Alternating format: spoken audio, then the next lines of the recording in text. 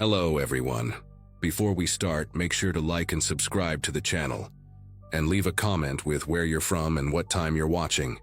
That way, YouTube will keep showing you stories just like this one. Now, let's begin. My hiking boots had covered nearly 14 miles that Friday in early September, and every muscle in my legs screamed for rest. The Chihuahuan Desert stretched endlessly around me, a brutal landscape of creosote bushes, ocotillo and rust-colored rock formations that looked like ancient sentinels frozen in time. Most of my college friends had settled into mortgages and minivan payments by now, but here I was, taking a solo trip through one of the most isolated stretches of wilderness in New Mexico, trying to figure out what came next after leaving my nursing job in Albuquerque. The sun had begun its descent, painting the sky in shades of orange and deep purple, and I needed to find a spot to pitch my tent before darkness swallowed everything. I had been hiking off trail for most of the day, deliberately avoiding the more popular routes because I craved solitude. The foothills rose around me like crumbling staircases, dotted with boulders the size of small cars. When I spotted a cluster of sandstone formations creating a natural alcove, I felt a wave of relief wash through my exhausted body. It was perfect, sheltered from wind, invisible from any direction unless someone walked right up to it. I set up my small two-person tent behind the largest rock, positioning it so the opening faced the stone wall, rather than the open desert. Privacy felt important out here, even though I had not seen another human being since leaving the trailhead that morning. The silence was absolute, the kind of quiet that city people never truly experience, where you can hear your own heartbeat pulsing in your ears. I ate a cold dinner of trail mix and beef jerky, watching the stars emerge one by one until the entire sky transformed into a glittering canvas. My phone showed no signal, which I expected. I had downloaded offline maps before the trip and told my sister Valerie I would check in when I reached the next town in 3 days. By 9:30, I had crawled into my sleeping bag, bone-tired and oddly peaceful. The desert air cooled rapidly after sunset, and I zipped the tent closed, listening to the gentle rustle of wind against nylon. Sleep came quickly, pulling me under like a warm current, and for a few hours, everything was exactly as I had hoped it would be. The sound ripped me from sleep like a hand yanking me out of water. Engines, loud, aggressive, unmistakably the high-pitched whine of ATVs tearing through the desert floor. My eyes snapped open in the pitch blackness of my tent, and I lay completely still, my breath trapped somewhere in my chest. The noise grew louder, echoing off the rock formations, bouncing around until it seemed to come from every direction at once. I fumbled for my phone and checked the time, 11:47. For a long moment I convinced myself it was just recreational riders, maybe some locals who knew the terrain and liked to race through the desert at night. But something about the way the engines revved, stopping and starting in irregular bursts, made my skin prickle with unease. I slowly unzipped my sleeping bag, moving inch by inch to avoid making any sound. The engines cut off abruptly, and the silence that followed was somehow worse than the noise had been. I crept to the mesh window of my tent and peered out into the darkness. At first I saw nothing but the vague shapes of rocks and scrub brush under a sliver of moon.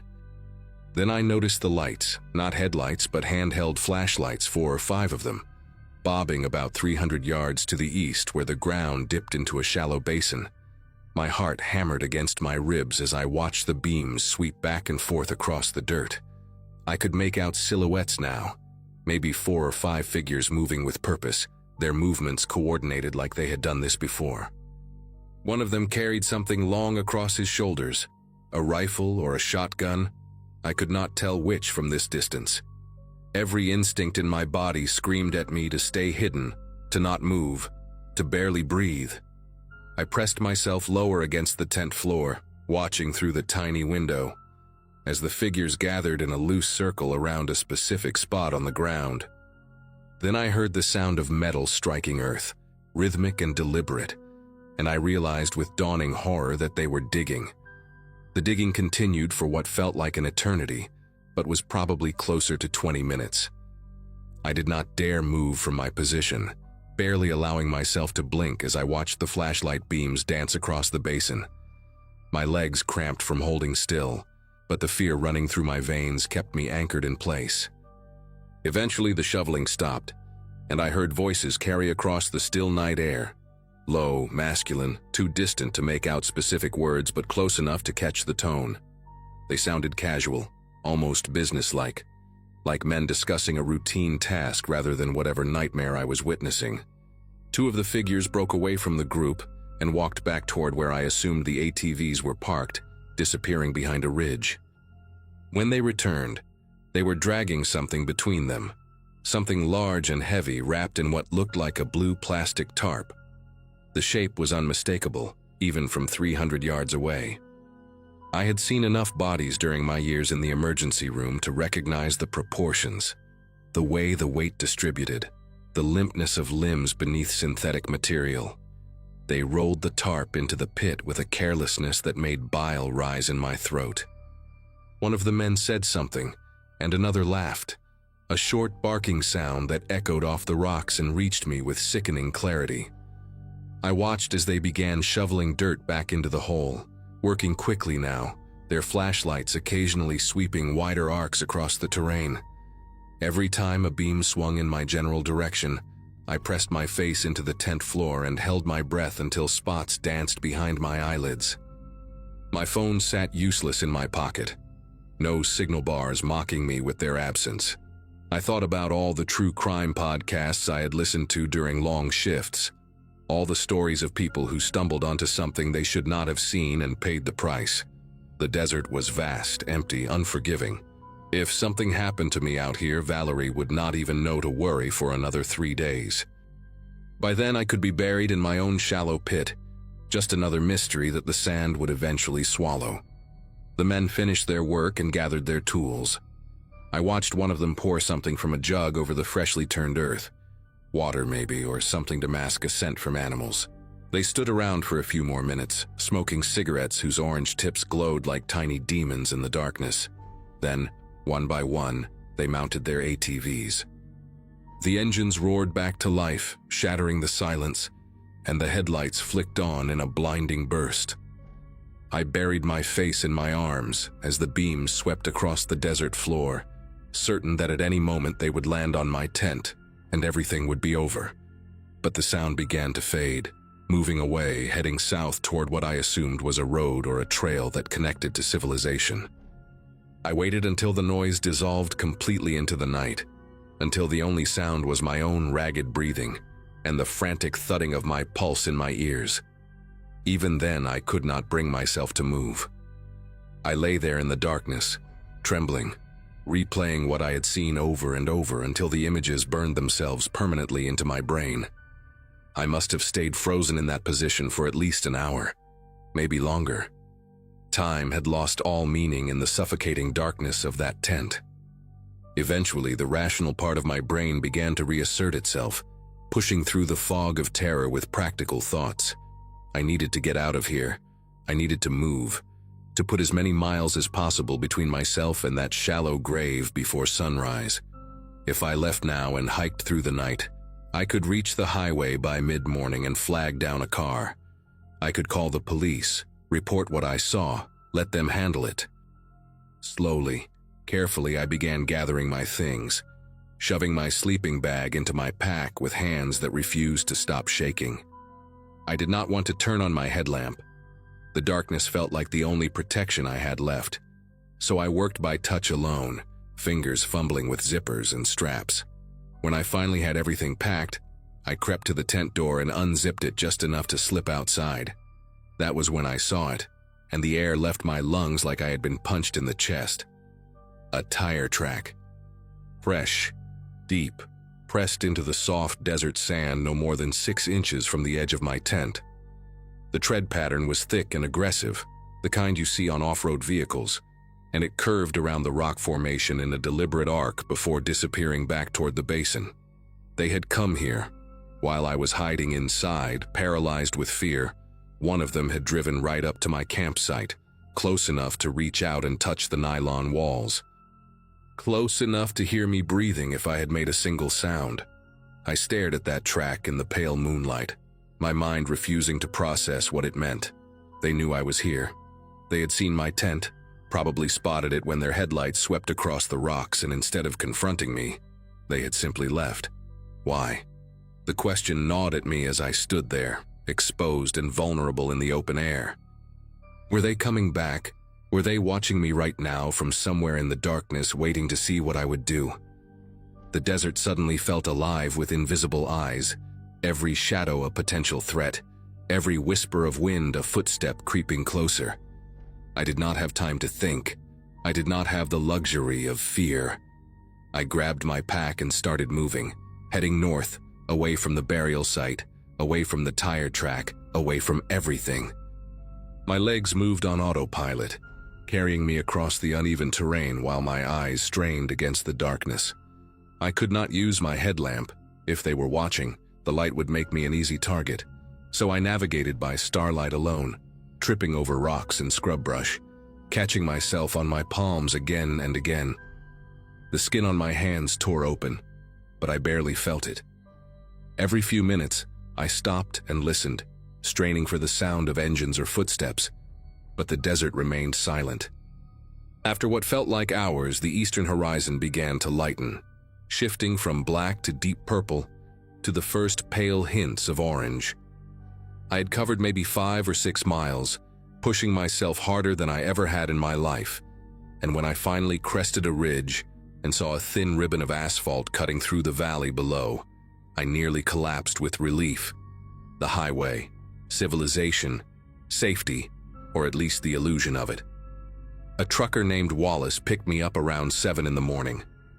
He was an older man with a gray beard and kind eyes, hauling agricultural equipment down to Las Cruces, and he did not ask too many questions when I stumbled out of the scrubland looking like I had crawled through hell. He let me use his phone to call 911, and I sat in the cab of his rig shaking so hard that I could barely hold the device steady while I described what I had witnessed. The dispatcher transferred me to the county sheriff's department, and a deputy met us at a gas station about 30 miles down the road. I told him everything: the ATVs, the flashlights, the men with the tarp, the shallow pit, the tire track inches from my tent.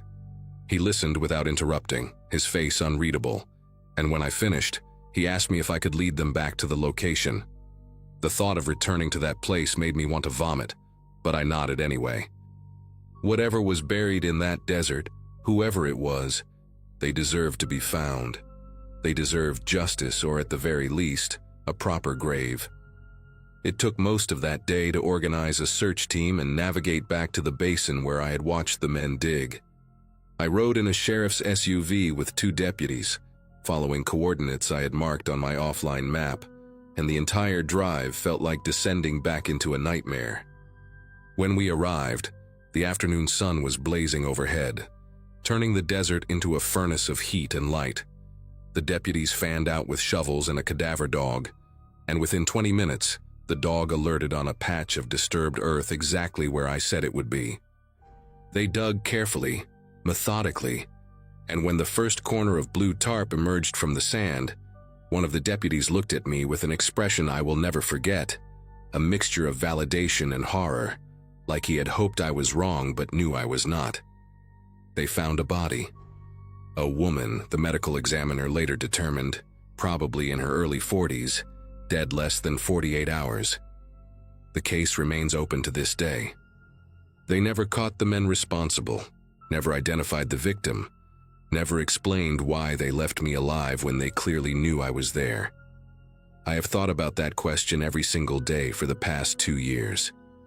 Sometimes I convince myself they did not see me at all, that the tire track was just a coincidence, a random pass during their sweep of the area. Other times, in the darker hours of the night when sleep refuses to come, I believe they made a deliberate choice, that killing a witness would have complicated things, drawn more attention, created another body to bury. Maybe I was more useful to them alive, a traumatized hiker whose story would sound too wild to believe, who had no real evidence beyond her own terrified eyes.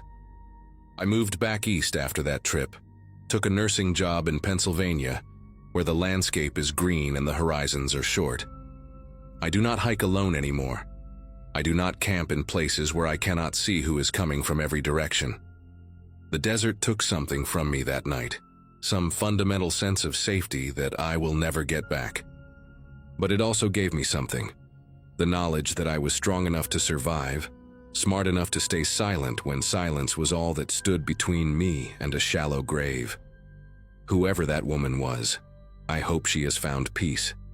I hope someone, somewhere, is still looking for her. And I hope that the men who buried her in that basin are looking over their shoulders every single day, wondering if the witness they left alive will be the reason their world comes crashing down.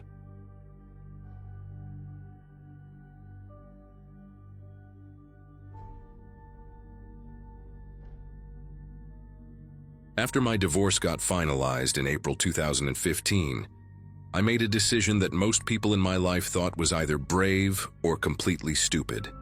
I quit my accounting job at a firm in Baltimore where I had spent 9 miserable years, sold most of my furniture, and decided to hike a section of the Appalachian Trail alone. My therapist called it running away from your problems with extra steps, which made me laugh for the first time in months. At 34, with no kids, no mortgage anymore, and a decent chunk of savings, I figured if there was ever a time to disappear into the woods for a few weeks, this was it. I had done some camping before, nothing too extreme, mostly weekend trips with college buddies back when we were young, and thought sleeping on rocks was fun. But solo backpacking through remote Appalachia was different. I knew that going in, or at least I thought I did. I had been on the trail for about 6 days when I reached a ridge that my map labeled as Creighton's Bluff, somewhere in the backcountry of Western Virginia. The spot was perfect for camping, a flat clearing about 30 feet from a steep drop-off that overlooked a valley thick with old-growth forest. No other hikers had passed me in almost 2 days, which was exactly what I wanted. Cell service had died sometime around day 3, and I had made peace with being completely disconnected. That Wednesday evening, I set up my tent, got a small fire going, and cooked some dehydrated chili that tasted like cardboard mixed with regret. The sun dropped behind the mountains around 8, painting everything in shades of orange and purple that made me feel, for a moment, like maybe this whole trip was not such a crazy idea after all. I remember sitting there, watching the valley below fade into shadow, feeling genuinely calm for the first time since my ex-wife told me she had been seeing someone else. That calm would not last through the night. It started around 10:30, maybe 11. I was lying in my tent, not quite asleep, but drifting in that hazy space between awake and dreaming, when I heard the first rock, a sharp crack echoing up from the valley below, the unmistakable sound of stone hitting stone. I did not think much of it at first. Rocks fall, animals knock things loose, the mountains are alive with small noises at night. But then I heard another one, and another, and they were not random. There was a rhythm to them, a deliberate pattern, like someone was throwing rocks off a ledge at steady intervals. One every 8 or 10 seconds, each impact ringing through the darkness like a slow, patient drumbeat. I unzipped my tent and crawled out into the cold night air, my breath misting in front of my face. The fire had burned down to embers, casting barely enough light to see my own boots. I stood at the edge of the clearing and stared down into the valley. But there was nothing to see, just blackness, thick and absolute, swallowing everything below the ridgeline. The rocks kept falling. I counted them. 14, 15, 16, each one landing somewhere far below with that same sharp crack. It sounded like they were being thrown from somewhere to my left, maybe a quarter mile along the ridge, but I could not see any light or movement in that direction. No flashlight beam, no campfire glow, nothing to suggest another hiker was out there in the dark. I told myself it was probably some animal, maybe a bear knocking stones loose while foraging, or a rock slide that just happened to have a weirdly consistent pace. But I had spent enough time in the woods to know what natural sounds felt like. And this did not feel natural. This felt intentional, purposeful, like someone was sending a message across the darkness, and I just could not understand what it meant. After about 20 minutes, the rocks stopped. The silence that followed was somehow worse than the noise had been. I climbed back into my tent, zipped it tight, and lay there with my eyes wide open, listening to my own heartbeat pound against the ground beneath me. I must have dozed off at some point, because the next thing I remember is snapping awake to complete silence. The kind of silence that feels wrong, like the forest itself is holding its breath. My watch said it was 1:47 in the morning. I lay still for a long moment, trying to figure out what had woken me, and then I saw it, a faint glow moving through the trees in the valley below. At first I thought my eyes were playing tricks on me, that maybe I was still half asleep and imagining things. But the light was real. It was dim and yellowish like an old lantern or a candle behind dirty glass, and it was weaving between the trees maybe half a mile down the slope. I grabbed my binoculars from my pack and pressed them to my face, trying to get a better look. The light bobbed and swayed as it moved, disappearing behind tree trunks and reappearing a few seconds later, heading in a direction that made no sense. There was no trail down there. I had studied my map carefully before setting up camp, and that part of the valley was unmarked wilderness, nothing but dense forest and rough terrain for miles. Then I saw another light. This one appeared further to the right, maybe 200 yards from the first, moving in a parallel path through the darkness. And then a third, even further out, barely visible through the canopy. 3 lights, all moving at roughly the same pace, all heading in the same general direction, like some kind of silent procession through the woods. I watched them for almost 15 minutes. My binoculars pressed so hard against my face that they left marks on my skin. The lights never flickered like flashlights would. They never swept back and forth like someone searching for a trail. They just drifted steadily forward, smooth and purposeful, weaving between obstacles I could not see. I tried to convince myself it was other hikers, maybe a group doing some kind of night trek, but nothing about the way those lights moved suggested normal hiking. Normal hikers stumble. Normal hikers stop to check their footing.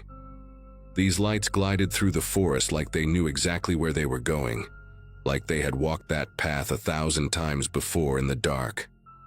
Around 2:15, the lights changed direction, all 3 of them, almost simultaneously, like they had received some signal I could not hear.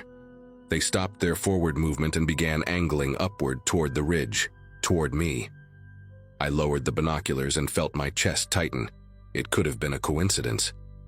The ridge was a natural landmark, and if those people were heading somewhere specific, following the high ground would make sense. But the timing felt wrong. They had been moving parallel to the ridge for 15 minutes, and now suddenly, they were climbing. I sat there in the darkness watching those 3 dim lights slowly ascend the slope, and I tried to calculate how long it would take them to reach the top. An hour maybe. Maybe less if they knew the terrain well. I thought about packing up and leaving, but hiking alone at night on a trail I barely knew seemed like a good way to twist an ankle or walk off a cliff. So I stayed. I told myself I was being paranoid, that those lights were probably just locals out hunting or checking traps or doing whatever people did in these mountains after dark.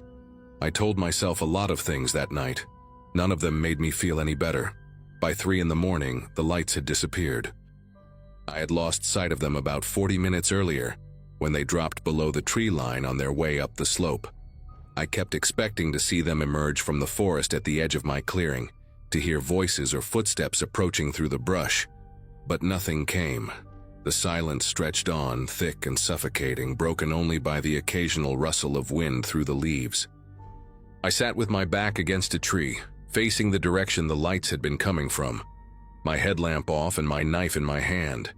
It was a folding blade, nothing impressive, but holding it made me feel slightly less helpless.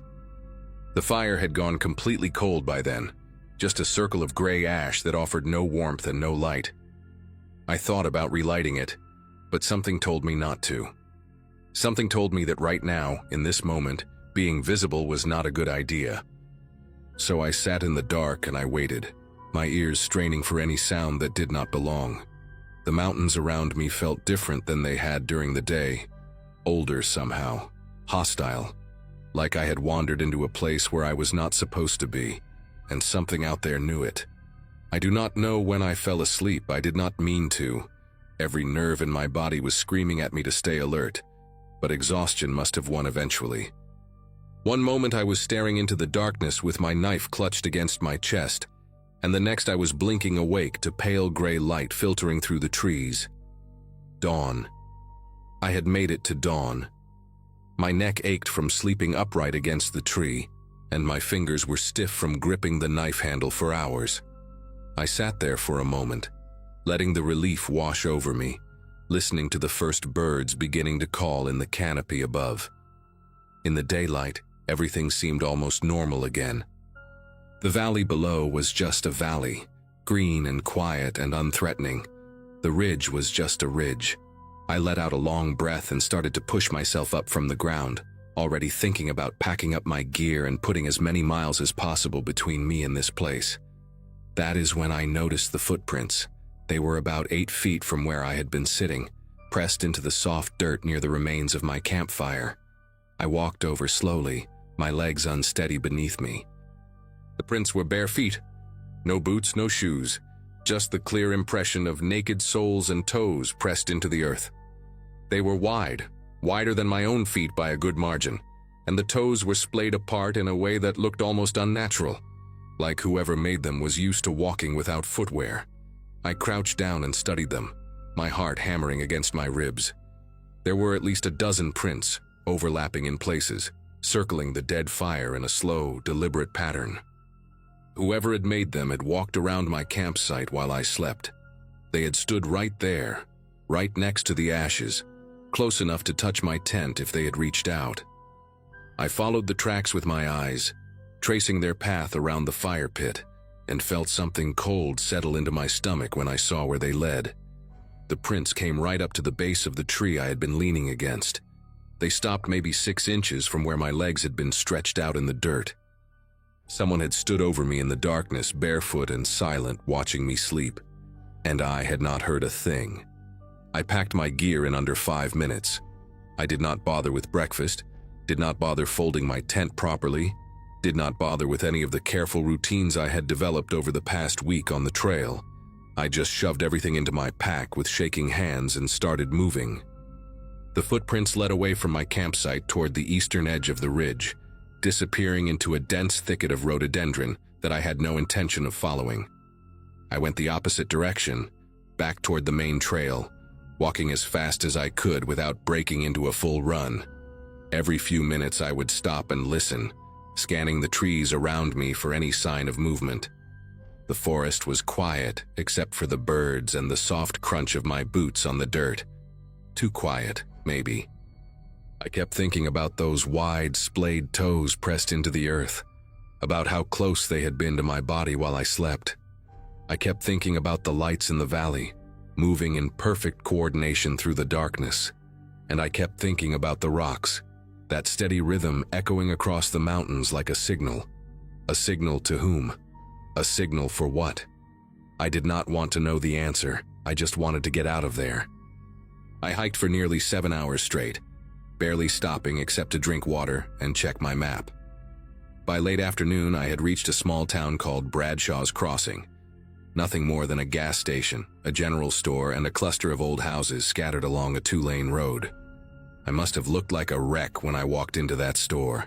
Dirty, exhausted, wild-eyed, because the old woman behind the counter took one look at me and asked if I was all right.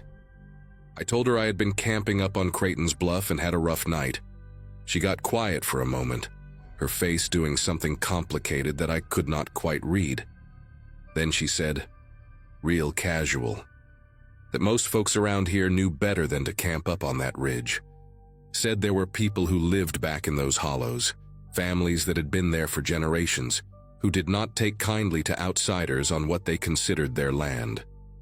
She did not say anything else, did not elaborate, just handed me my change and wished me safe travels with a look in her eyes that told me I was lucky to be standing there at all. I drove home the next day, sold my camping gear a week later. I have not been back to Appalachia since, and I do not plan to ever go again. Sometimes, late at night, I still hear that rhythm in my head. Rock after rock after rock, falling into the darkness like a countdown to something I was never meant to see.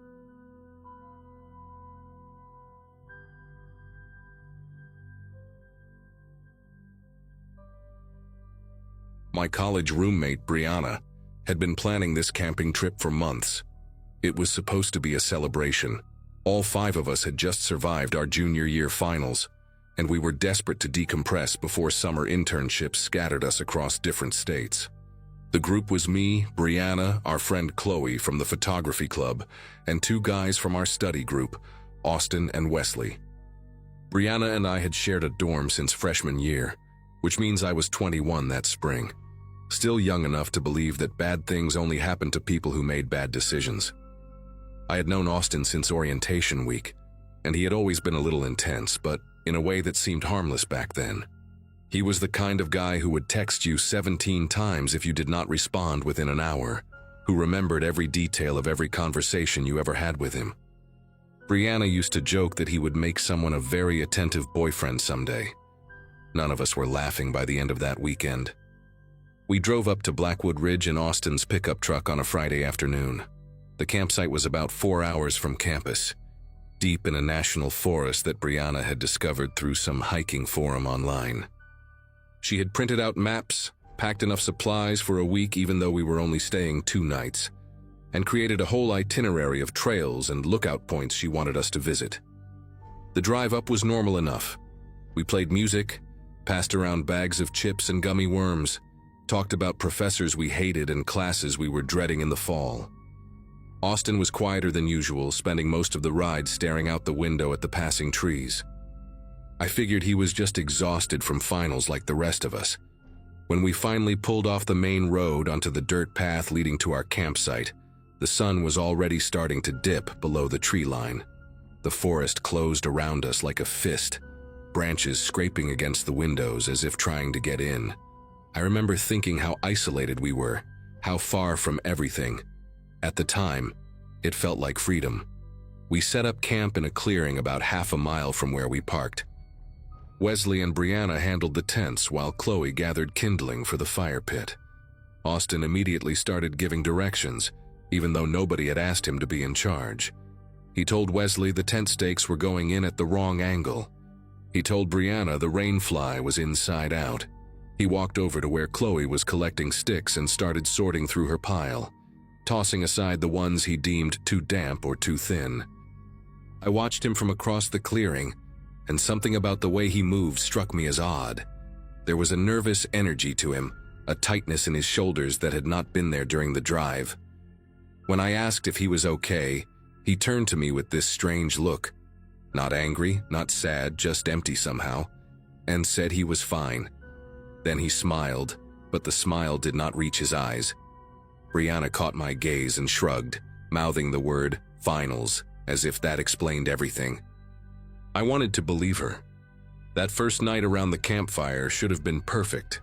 The sky was clear, filled with more stars than I had ever seen living in the city, and Chloe had brought her portable speaker so we could listen to music while we roasted marshmallows.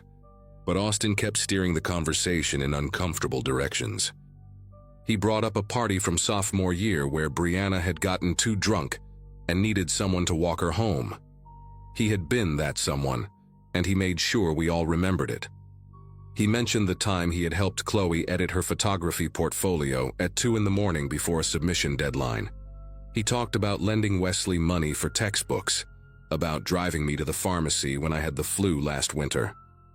Every story was technically true, but the way he told them made it sound like we all owed him something.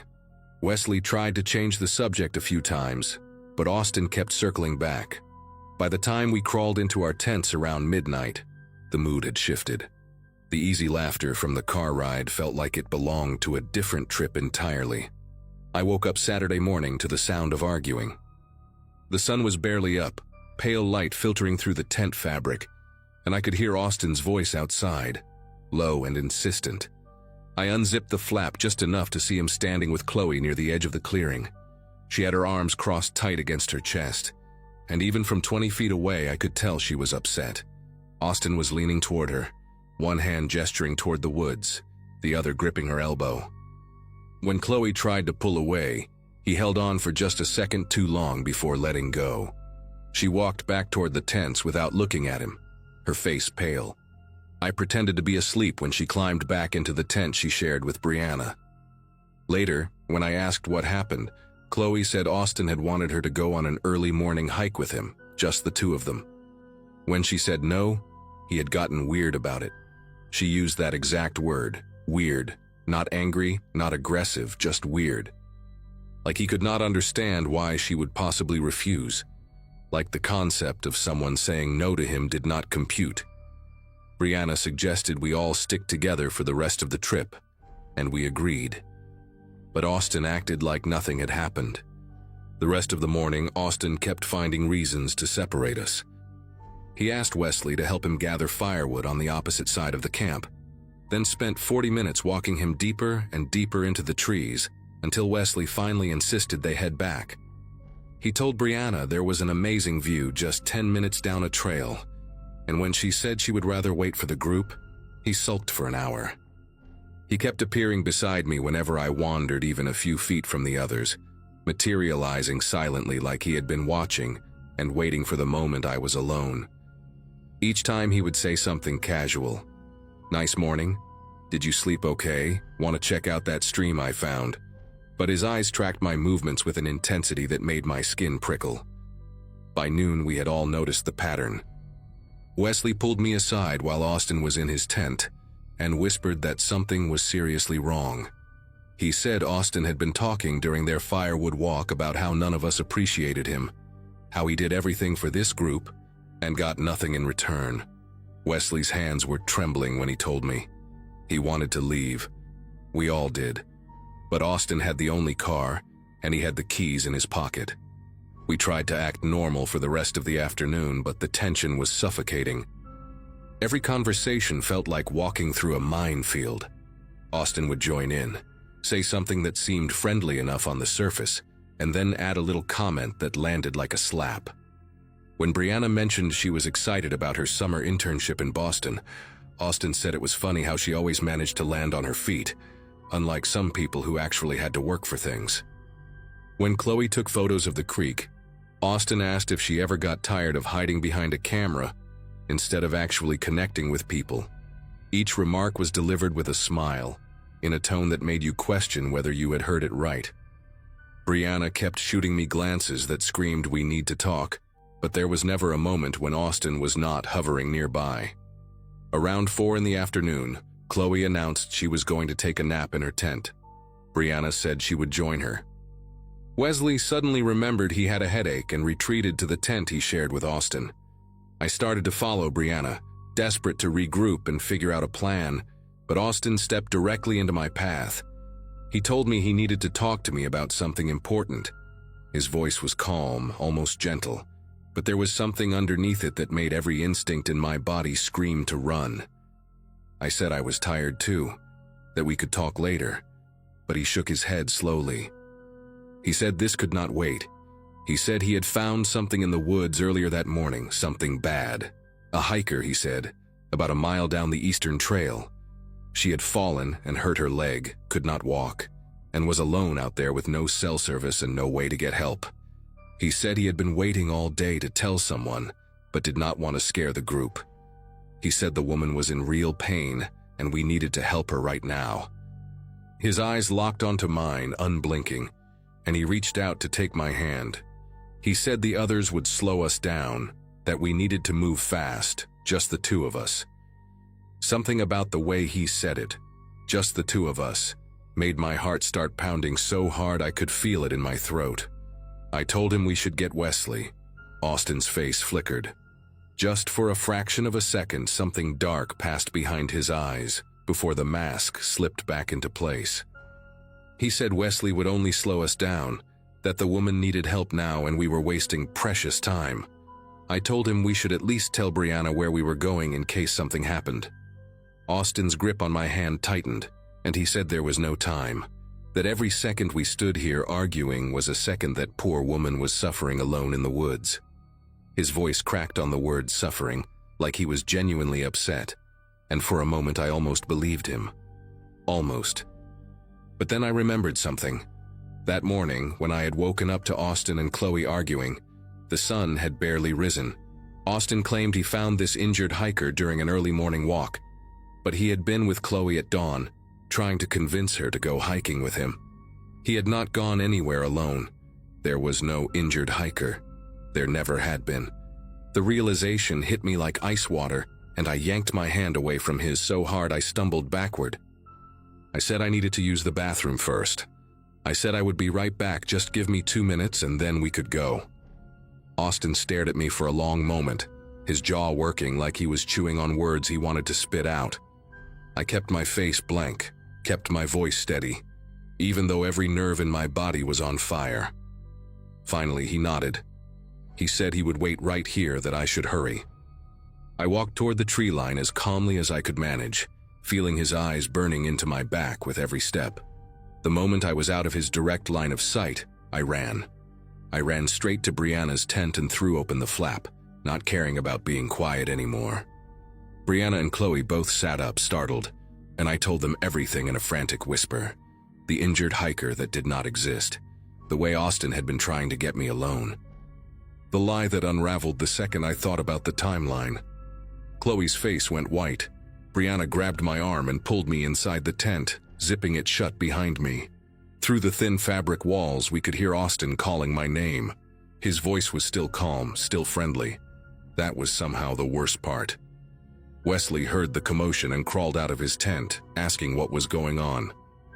Austin intercepted him before he could reach us, and through the tent fabric I could hear Austin explaining that I had gotten upset over nothing, that I was being dramatic, that he was just trying to help someone in need and I had freaked out for no reason. His voice was so reasonable, so measured, that for a split second I wondered if I had made a mistake. But then Brianna squeezed my hand and whispered that we needed to get those keys. Chloe had her phone out, desperately searching for a signal, even though we all knew there was none this deep in the forest. We heard Wesley's voice rise. He was arguing with Austin, demanding to know what was really going on. Then there was a scuffle, the sound of someone hitting the ground, and Wesley shouted for us to run. Brianna unzipped the back of the tent, the side facing away from the campsite, and the three of us crawled out into the underbrush. We ran toward the trail that led back to the parking area, branches whipping our faces and arms, not daring to look back. I could hear Austin crashing through the woods behind us, calling our names in that same calm voice, telling us we were overreacting, telling us to stop and just talk to him. We made it to the dirt road where the truck was parked, but without the keys we could not drive. Brianna remembered passing a ranger station about 2 miles back on the main road, and we started running again. My lungs were burning and my legs felt like they might give out, but I did not stop. None of us did. We reached the ranger station just as the sun was starting to set, and the woman behind the desk took one look at our faces and immediately picked up her radio. 2 rangers drove us back to the campsite in their vehicle. When we got there, Austin was sitting calmly by the fire pit, roasting a marshmallow like nothing had happened. Wesley was in his tent with a bloody nose and a bruise forming under his left eye. Austin tried to explain that it was all a misunderstanding, that we had panicked over a joke, but the rangers were not buying it. They escorted us to our cars. One ranger drove Austin's truck with Austin in the passenger seat, while the other followed with the rest of us. We filed a report at the local police station that night. Austin was not arrested, but there was a record now, a paper trail. We never spoke to him again after that weekend. I heard through mutual friends that he transferred schools the following semester. Sometimes I still think about that moment in the clearing, when he took my hand and asked me to follow him into the woods. I think about what might have happened if I had not remembered that he was with Chloe that morning. If I had believed him, if I had gone.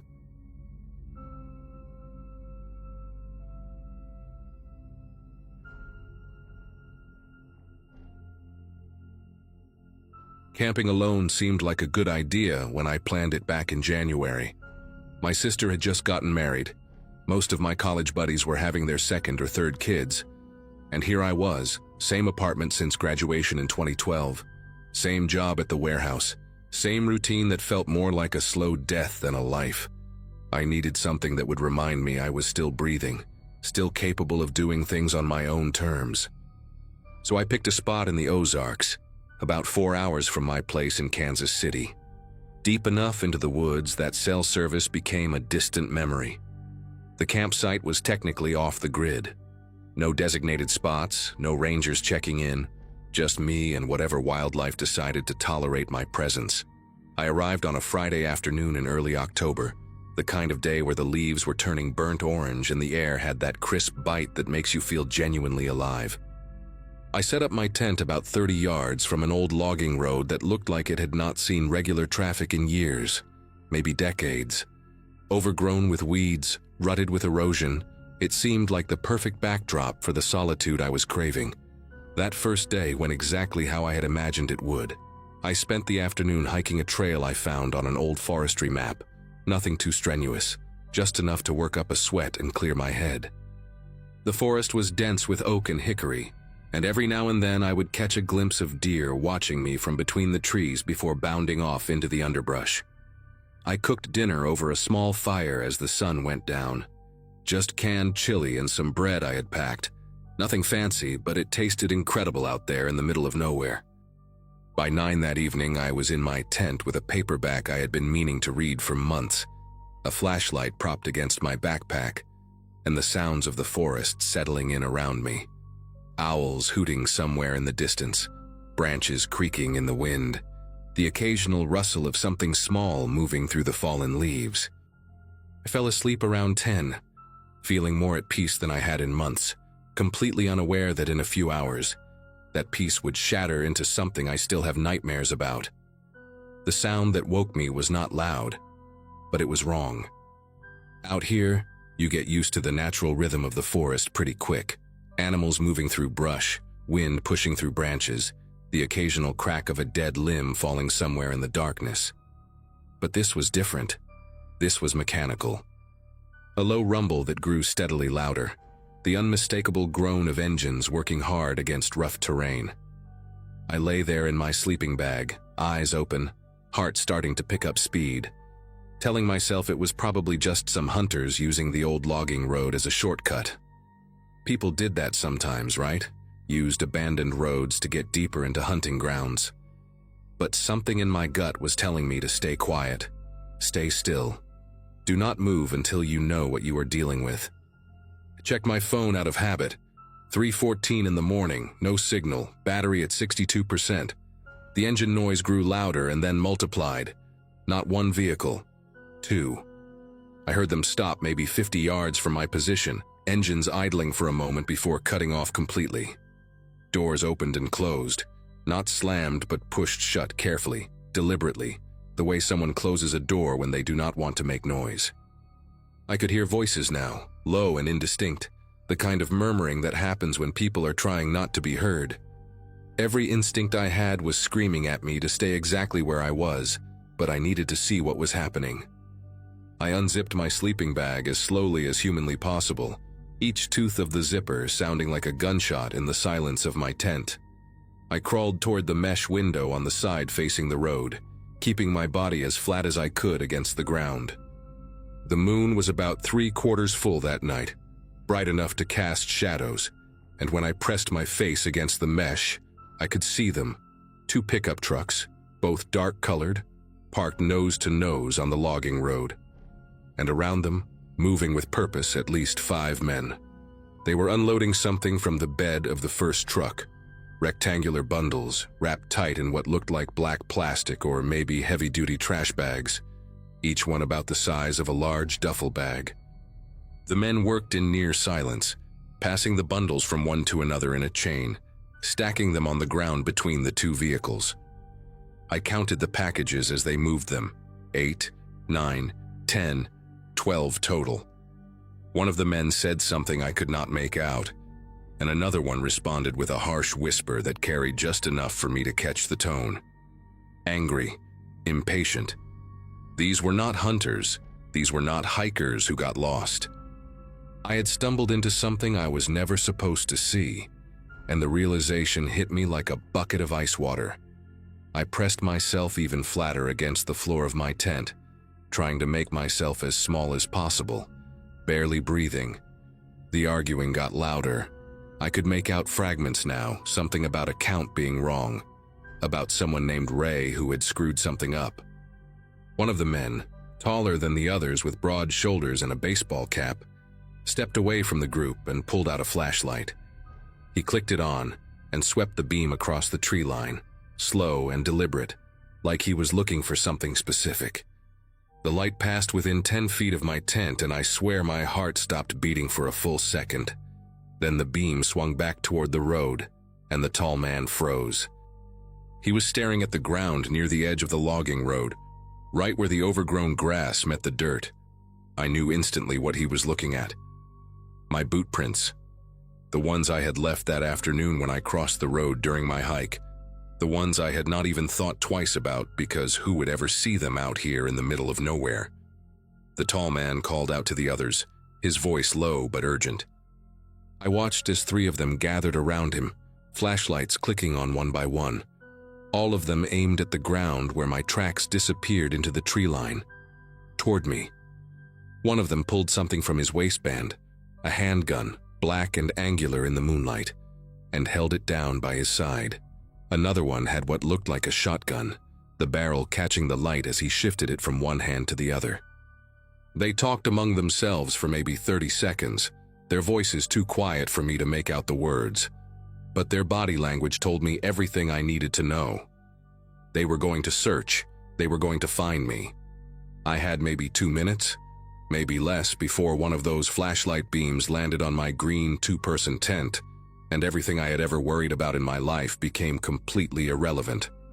I had to make a choice, and I had to make it fast. Running was not an option. The forest floor was covered in dry leaves and fallen branches, and I would sound like a stampeding elephant the moment I tried to move. Staying in the tent was suicide. They would find it. They would find me inside it, and whatever happened after that would not end with them politely asking me to forget what I saw. My eyes landed on a fallen oak about 15 feet from my tent, a massive trunk that had come down sometime in the last year, its root system torn up and creating a dark, hollow space beneath where it had lifted the earth. I had noticed it when I was setting up camp, thought about how it would make decent shelter if my tent failed. Now it might be the only thing that kept me alive. I grabbed my phone and my knife, the only things within reach that mattered, and I started crawling toward the back of my tent, toward the zipper that faced away from the road. Every inch felt like a mile. Every rustle of my clothing against the tent floor sounded like a scream. I got the back zipper open just enough to squeeze through, and I slithered out onto the cold ground like some kind of desperate animal. The fallen oak was right there, a dark mass against the slightly lighter darkness of the forest. I could hear the men entering the tree line now, maybe 40 feet behind me, their footsteps crunching through the leaves with no attempt at stealth. They were not trying to be quiet anymore. They knew someone was out here and they were coming to find them. I crawled on my belly toward the root hollow, feeling rocks and twigs dig into my chest and stomach, biting down on my lip so hard I tasted copper. The hollow was smaller than I remembered, barely big enough for a grown man to fit inside, but I wedged myself into it anyway. I pulled dead leaves over my legs, pressed my face into the dirt, and I waited. The smell of damp earth and rotting wood filled my nostrils. Somewhere above me an owl took flight, its wings cutting through the air with a sound like shuffled paper. The flashlight beams found my tent about 30 seconds later. I heard one of them curse, a sharp, surprised sound that cut through the quiet, and then they were all talking at once, their voices overlapping in urgent bursts. Someone said, "Check inside," and I heard the unmistakable sound of my tent being ripped open, the fabric tearing like it was made of tissue paper. They were maybe 20 feet from where I lay hidden, close enough that I could hear them breathing, close enough that if one of them decided to sweep that flashlight beam just a little to the left, just a little lower, they would see me. I pressed myself deeper into the hollow, feeling the roots dig into my back, feeling something crawl across my hand that I refused to think about. One of the men was going through my belongings now. I could hear him tossing things aside, my backpack hitting the ground, my sleeping bag being shaken out. Then a voice, clearer than the others, said something that made me dig my fingernails into the dirt. Whoever was here left in a hurry. They could still be close, spread out. The next 15 minutes were the longest of my entire life. I lay there in that hollow, not moving, barely breathing, while flashlight beams swept through the trees around me. At one point, a pair of boots stopped less than 5 feet from my hiding spot. I could see them through a gap in the roots, brown work boots caked with mud, standing right there on the other side of the fallen trunk. The man was breathing hard, annoyed, muttering something under his breath about wasting time. I watched those boots pivot slowly, the flashlight beam passing directly over the trunk above my head, and I made a deal with whatever God might be listening. If I survived this night, I would never take another moment of my ordinary, boring life for granted. The boots turned and walked away, crunching through the leaves toward the road, and I finally let myself take a full breath. But I did not move. I did not make a sound. I stayed exactly where I was, buried in the dirt like a corpse, waiting. Eventually, I heard them gathering back by the trucks. The tall man was giving orders, his voice carrying through the still night air. They were going to finish what they came here to do and get out. If whoever was camping here had run off into the woods, they were probably miles away by now, not worth chasing in the dark. I heard the bundles being loaded into the second truck, heard doors slamming shut with less care than before, heard engines starting up and tires grinding against the rutted road. The sound of those trucks fading into the distance was the sweetest thing I had ever heard, but still I did not move. I lay in that hollow for another hour, maybe 2, until the first gray light of dawn started filtering through the trees. Only then did I crawl out, covered in dirt and dead leaves and something sticky I did not want to identify. My tent was destroyed. My backpack had been dumped out and scattered, but I was alive. I was alive and they were gone, and none of it felt real. I gathered what I could salvage and hiked out of those woods faster than I have ever moved in my life. It took me almost 3 hours to reach my car, parked at a trailhead off the main highway, and another 40 minutes of driving before my phone finally picked up a signal. I pulled over at the first gas station I saw and called the police. The deputy who took my statement was a woman named Torres, mid-50s with tired eyes and a voice that suggested she had heard a lot of strange stories over the years. She listened without interrupting, wrote everything down and told me she would pass it along to the county sheriff and the DEA field office. She also told me, in that careful way cops have when they are trying not to scare you, that I should probably stay with family for a while, just in case. I did not ask her to explain what she meant by that. I did not need her to. I drove straight to my sister's place in Springfield and did not go back to my apartment for 2 weeks. I never heard anything official about what happened that night. No arrests made the news, no drug busts in the Ozarks that matched what I saw.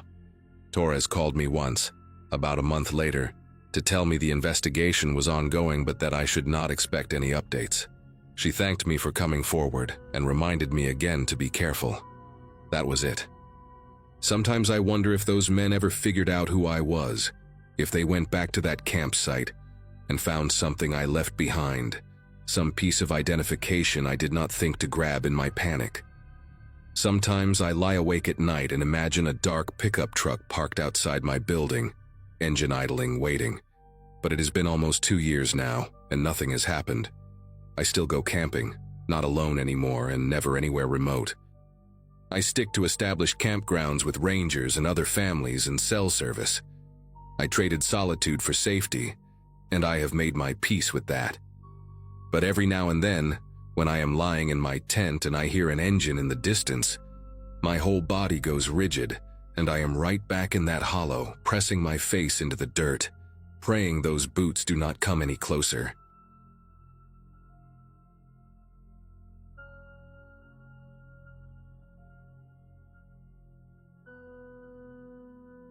Most of my coworkers thought solo backpacking was reckless for a woman, and they never missed a chance to remind me. But by the spring of 2014, I had stopped caring what anyone thought.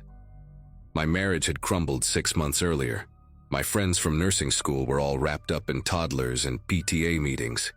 And somewhere around my 34th birthday, I realized that the loneliness I felt in crowded rooms was worse than any solitude the wilderness could offer.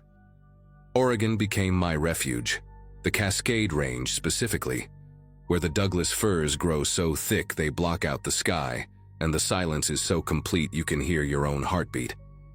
I had planned this particular trip for weeks, a 4-day solo trek into a section of backcountry that most day hikers never reached.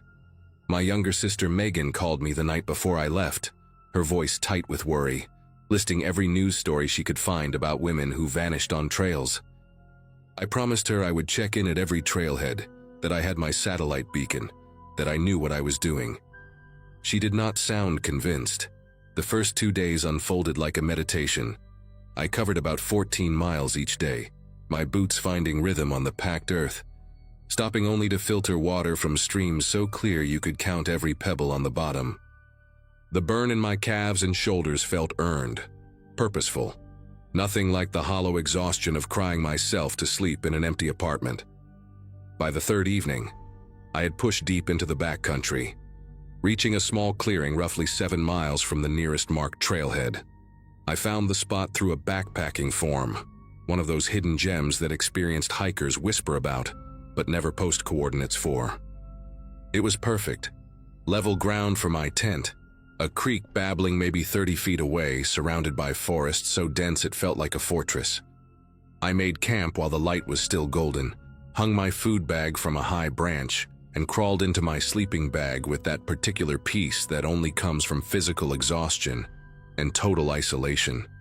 I remember zipping the tent closed and thinking, finally,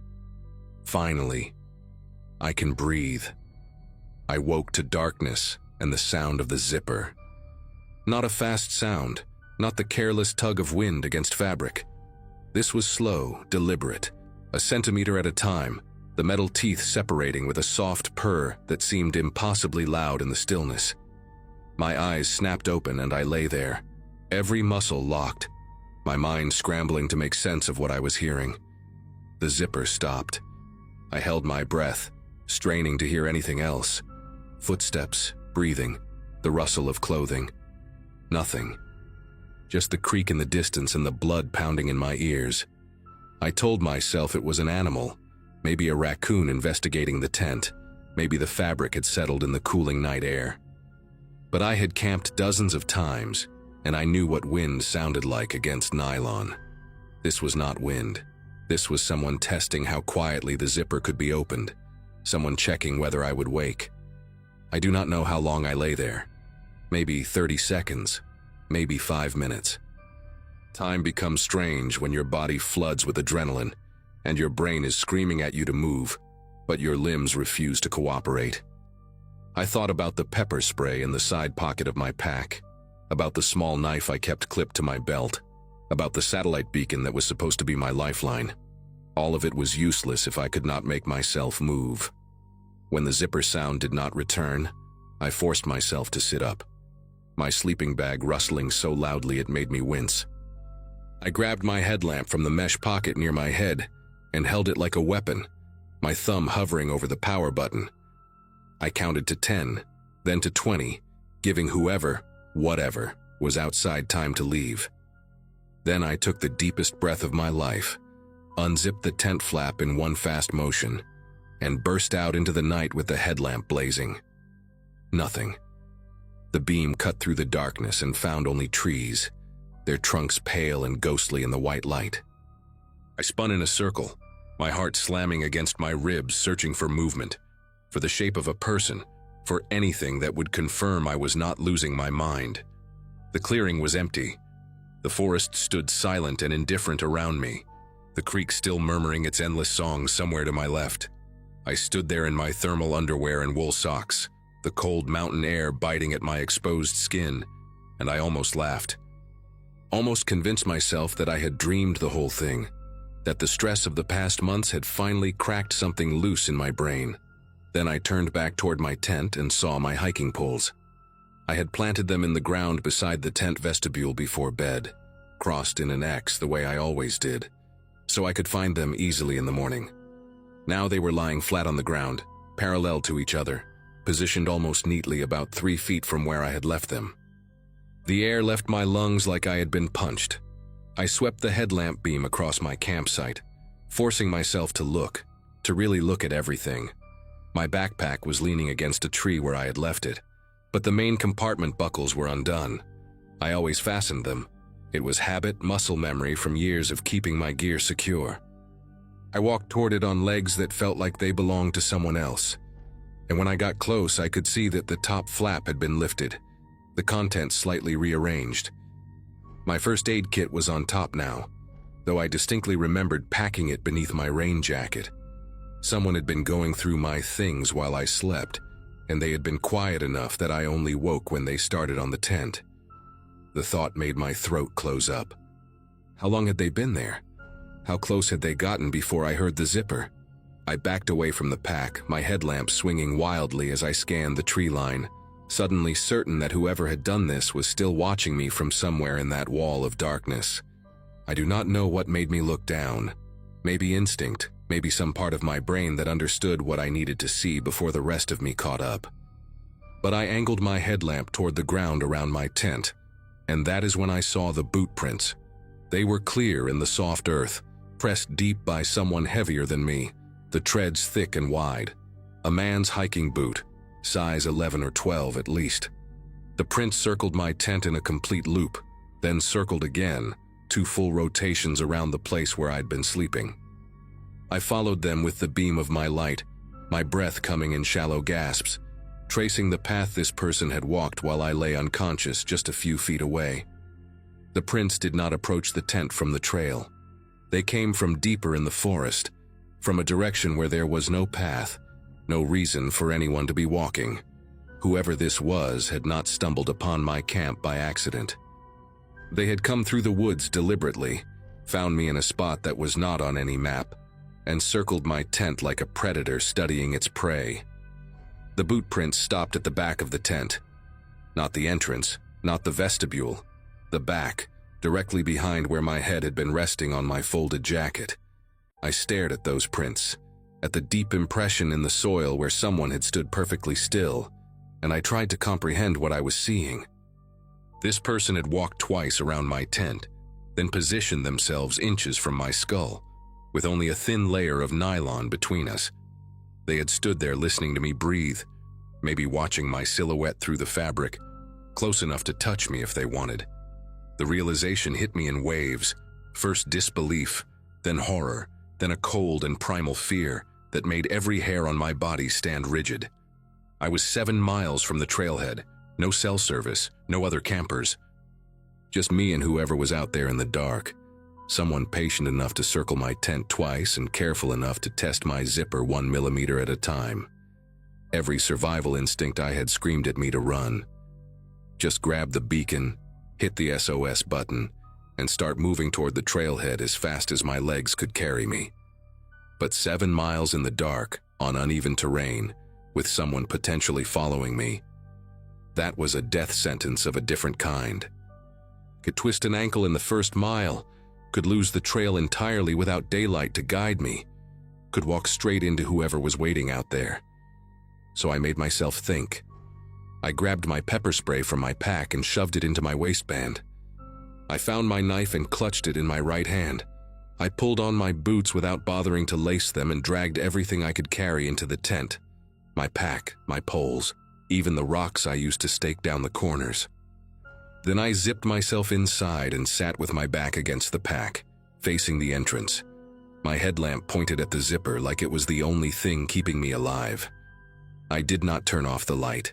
I did not close my eyes.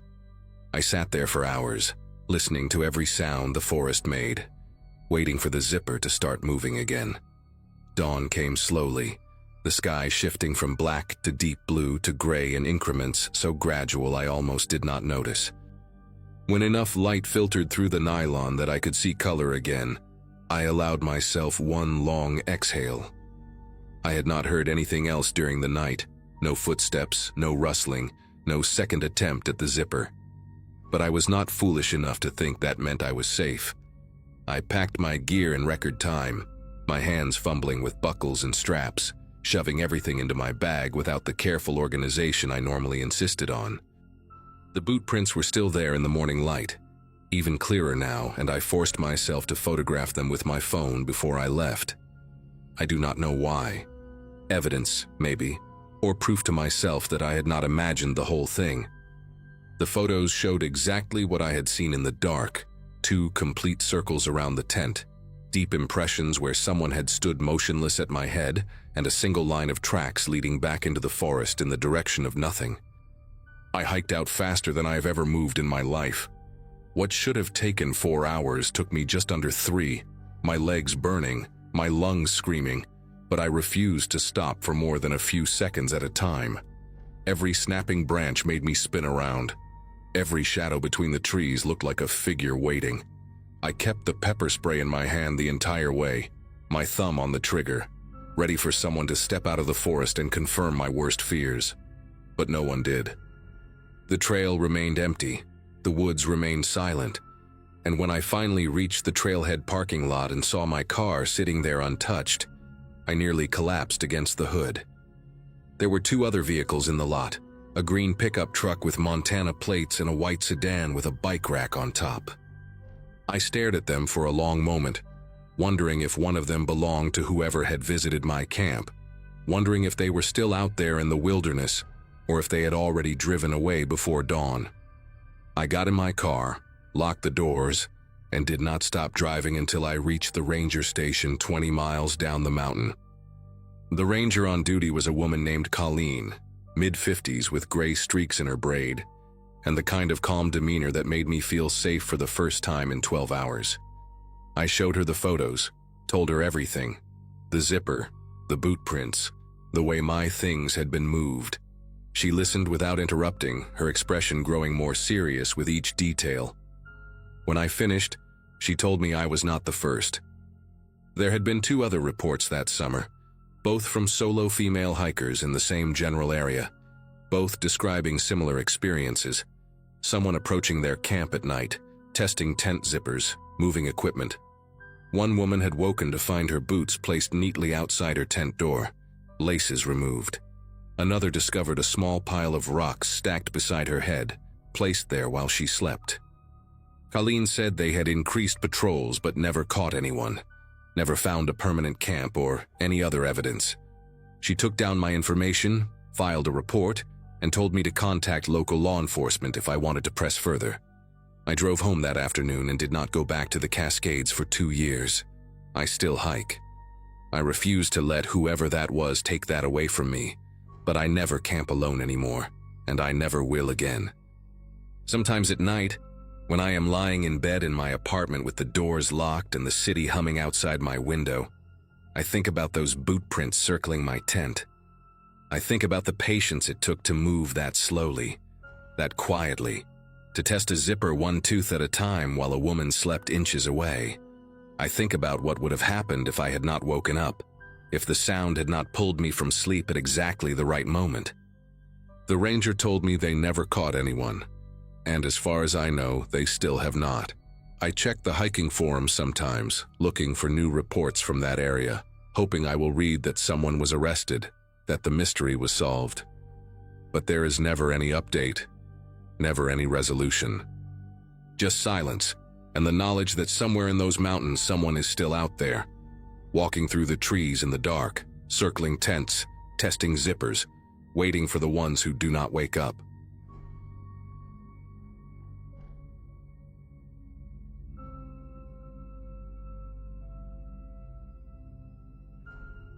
Nathan turned 26 on a Friday in early June, and since he had been talking about doing something different for months, our group decided to skip the usual bar crawl and rent a campsite at Pine Ridge Lake instead. The place was about 3 hours north of where we all lived in Ohio, tucked away in this sprawling state park that promised seclusion and good fishing. There were 5 of us making the trip: Nathan, his girlfriend Jenna, our friend Troy and his younger brother Danny, and me. We had all graduated from the same high school back in 2016, except for Danny, who was a few years behind us, and camping together felt like the kind of throwback adventure we needed after years of desk jobs and routine weekends. I remember packing that morning with this genuine excitement I had not felt in a long time, thinking about campfires and cold beers and staying up late telling stupid stories. The drive up was perfect, all green hills and that particular early summer light that makes everything look like a postcard. None of us could have known what was waiting for us at that lake. We pulled into the campground around 4 in the afternoon, and the ranger at the entrance booth was this older guy with a sun-weathered face who handed us a paper map and pointed us toward site number 17. The campground was laid out in a big loop around the lake, with maybe 30 sites total, but ours was at the far end where the loop curved back into thicker woods. I noticed immediately how isolated it felt. Site 16 to our left was completely empty, just a fire pit and a wooden post with the number on it, and beyond that the trees grew dense and dark. The ranger mentioned that weekday bookings were slow this time of year, and that we might have this whole section to ourselves. Nathan loved that idea, said it meant we could be as loud as we wanted without bothering anyone.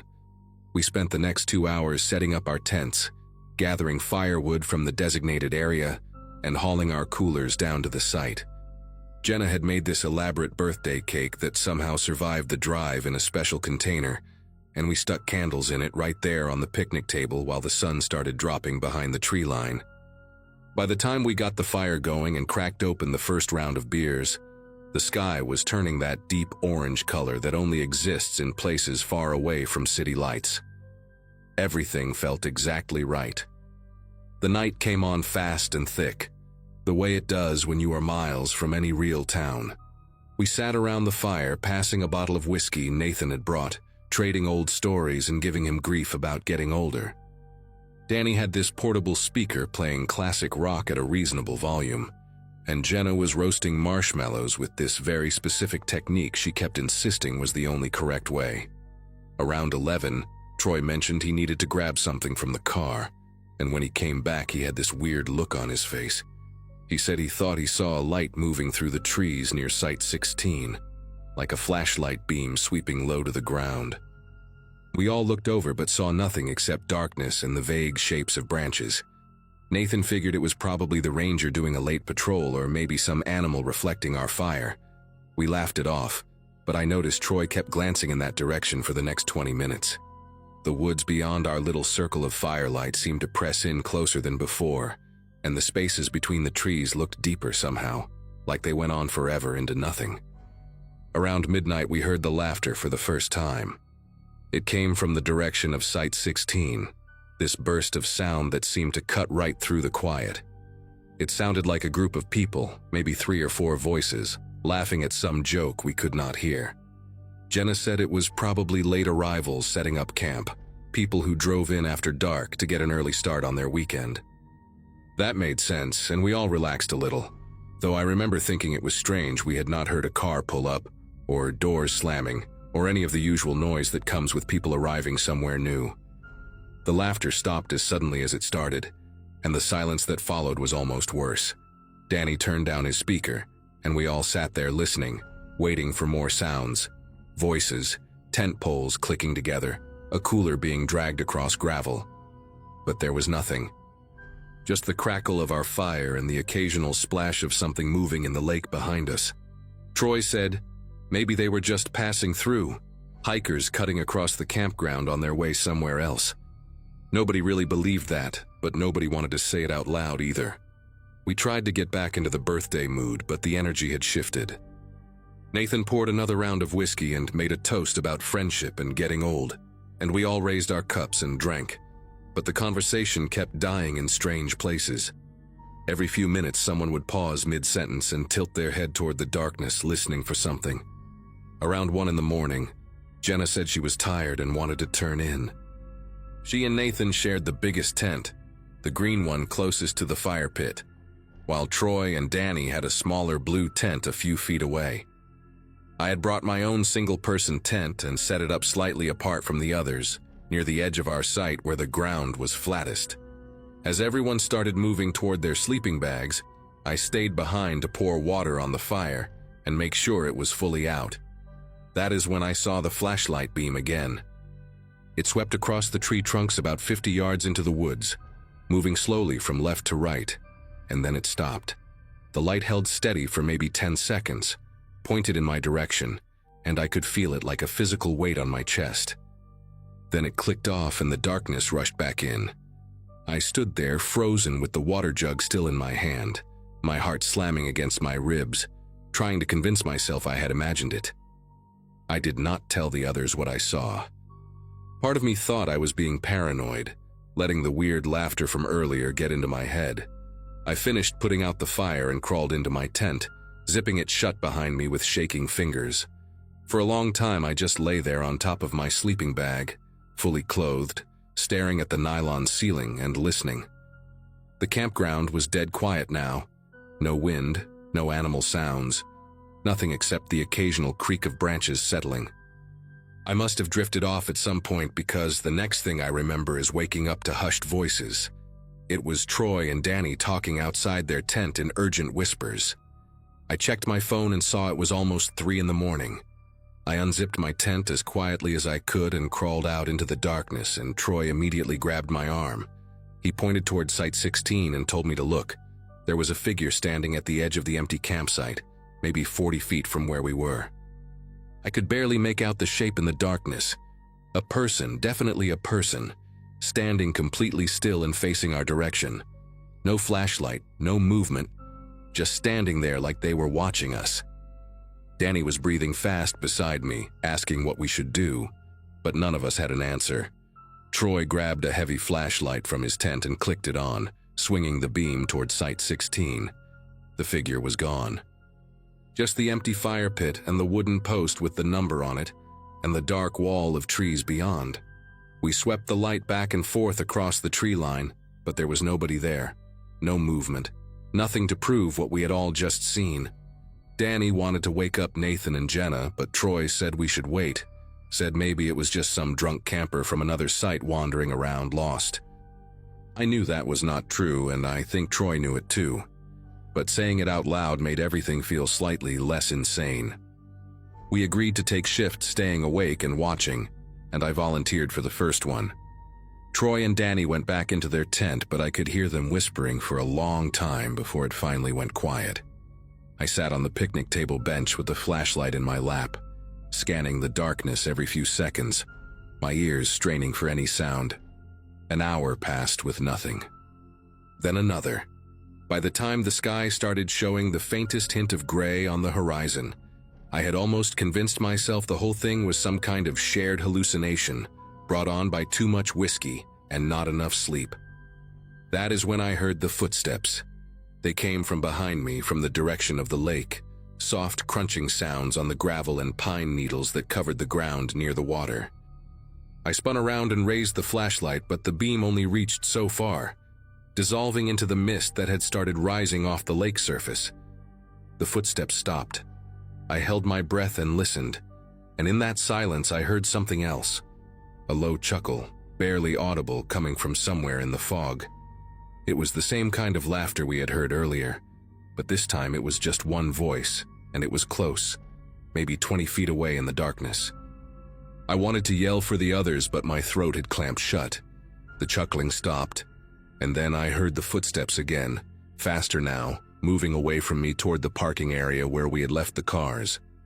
I finally found my voice and shouted for everyone to wake up, and within seconds Nathan came bursting out of his tent, asking what the hell was going on. I pointed toward the parking lot and we all grabbed whatever we could find. Flashlights, a hatchet Nathan had brought for firewood, a heavy metal thermos, and moved together through the darkness toward the cars.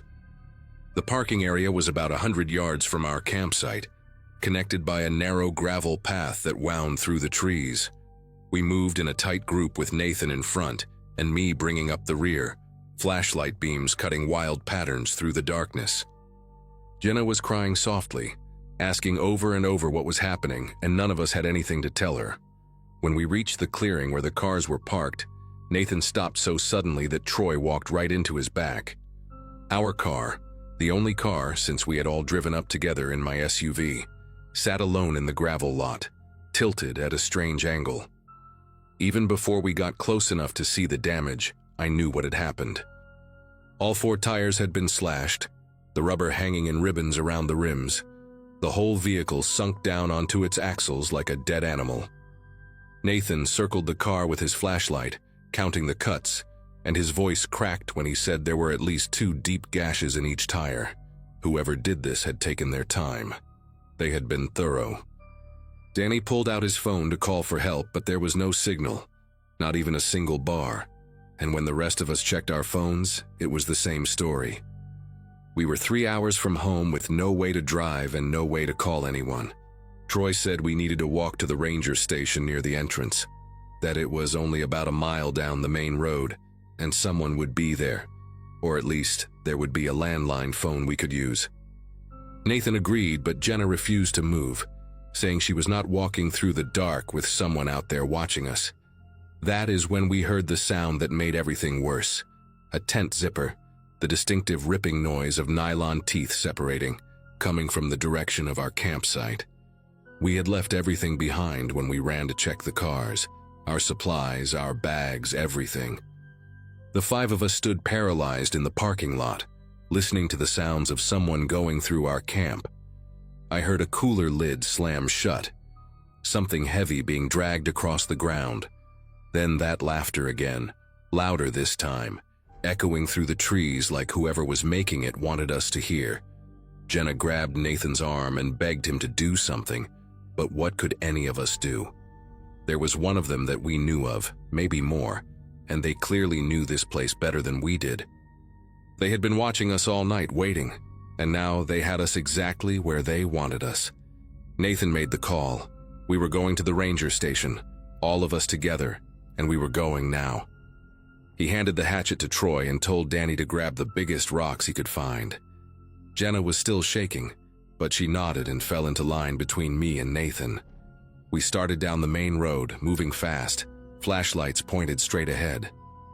The road was paved but narrow, with thick woods pressing in on both sides, and every shadow looked like a person waiting to step out. About halfway to the ranger station, we heard footsteps in the trees to our left, keeping pace with us, crunching through the underbrush maybe 30 feet away. Nobody said anything. We just walked faster, almost running, our breath coming in ragged gasps. The footsteps matched our speed. Then they started getting closer. I could hear branches snapping, leaves rustling, and underneath it all that same low chuckling sound, like this was all some kind of game. Danny screamed and hurled one of his rocks into the darkness, and for a moment everything went silent. Then a flashlight clicked on from inside the trees, blinding us with its beam, and a man's voice called out something I could not understand. Words that sounded slurred and wrong, like someone speaking through a mouthful of water. Troy raised the hatchet and shouted that he would kill anyone who came near us, and I believed him. I really did. The flashlight clicked off and we ran. We made it to the ranger station just as the sky was turning pink with dawn.